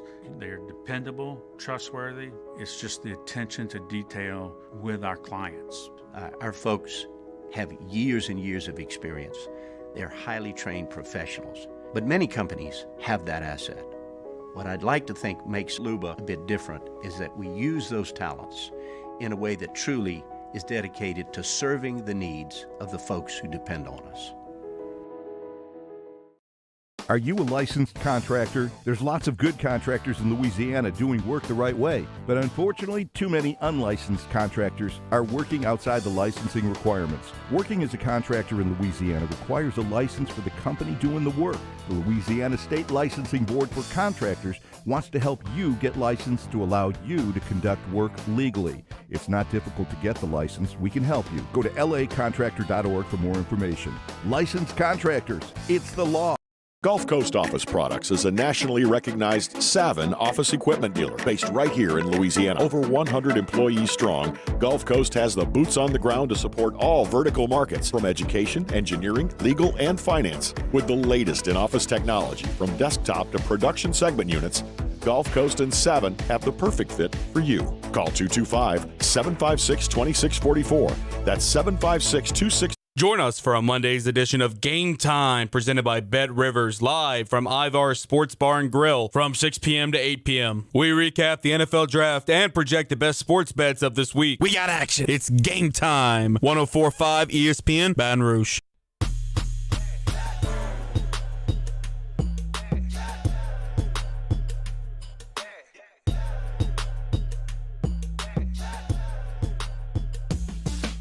OTB OT with Hester and T-Bob on 104.5 ESPN Baton Rouge and 94.7 ESPN Alexandria.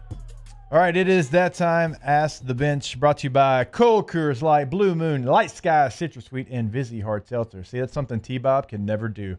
Hold them all three in his hand at the same time. Little tiny hand, Bobby. All right, by the way, I'm getting called out. Ian Book. I'm saying it too fast like a redneck. I apologize. I forget the name. So there we go. The hard emphasis on the E part. Yes. Gotcha. Ian Book. Yeah. He's going to be Ian Book. Say, ball. Say Ian. Hey. See, it sounds so much better. It just sounds natural. All right, let's go. Ask the Bench. Boiled crabs or boiled crawfish? I mean, come on. Crawfish. Yeah. Ask the Bench, will you be wearing Star Wars gear for May the 4th? Of course, May the 4th be with you. Stay tuned, OTB. There could be something in the works. Because normally, as we know, the co-host of this show, T-Bob Abear, would come in like a full Chewbacca costume or a Jedi robe. As Danny mentioned, he came in last year. And you wouldn't think that we would be celebrating, but stay tuned. We definitely could have something for you there. Ask the Bench. How do you prepare? I guess what temperature is the question. What temperature do you like your steak? Medium. Just medium. Medium rare. As a great Kevin Costner said, you lean down, you whisper heat to it, and you put it on a plate. Or, the movie Cowboy Way, cut off its horns, wipe its nasty you-know-what, and throw it on a plate. Okay. Yeah, that's the way that it should be done there. All right, let's see. Ask the Bench, in your opinion, which female athlete team drew as much attention as their male counterparts? I say Ronda Rousey in the UFC. Oh, that's a tough one. Brittany Griner was really good at Baylor. She was at when Baylor. She was getting a lot of the headlines. Shout out Kim Mulkey.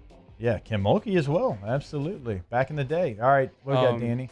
Ronda Rousey's a good one. I mean, Ronda Rousey, remember, there was a time when they were trying to see, could she beat one of the male UFC contenders? I mean, she was as hot of a name, obviously, in female sports as there was. Obviously, Serena and Venus, man, they dominated, and they were so dominant. They had a run where it's I don't know if Serena's ever going to lose a major again. Obviously, but then she went into acting, right? Obviously, you got the U.S. women's soccer team, too. It's a great look. My dog. See, Danny would never say that. Danny would try to slander the U.S. team, so I appreciate that, Mario. Yeah, the men are not very good compared to the women. Whoa! he just Mario, you just brought it back. The men are getting better.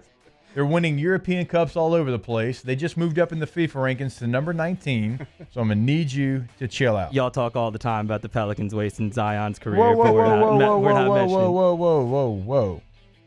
U.S. has got a bright future, okay? Come on, Pulisic. Free Pulisic. Wasting Pulisic. He's not. Weston McKennie might be the best overall player. At least for Juventus. We'll have that discussion off the air. I know nobody cares about soccer in Baton Rouge. Ask the Bench, how much chest hair would be pulled off T-Bob when we hit 10,000 subscribers? All of it. All right, so Danny, give us an update, because I know we have 2 pages. One of them is well over 10,000. Where's the other one at right now? We are like 10,900 something. We're almost 11,000. So subscribe, and we will rip T-Bob's chest hair off. So wait, we're over the mark? Oh, well, no, my bad. We're at 7,900, so we're like almost at 8,000. Okay. Getting there. Yeah. I need to see that. So subscribe. Off the bench overtime.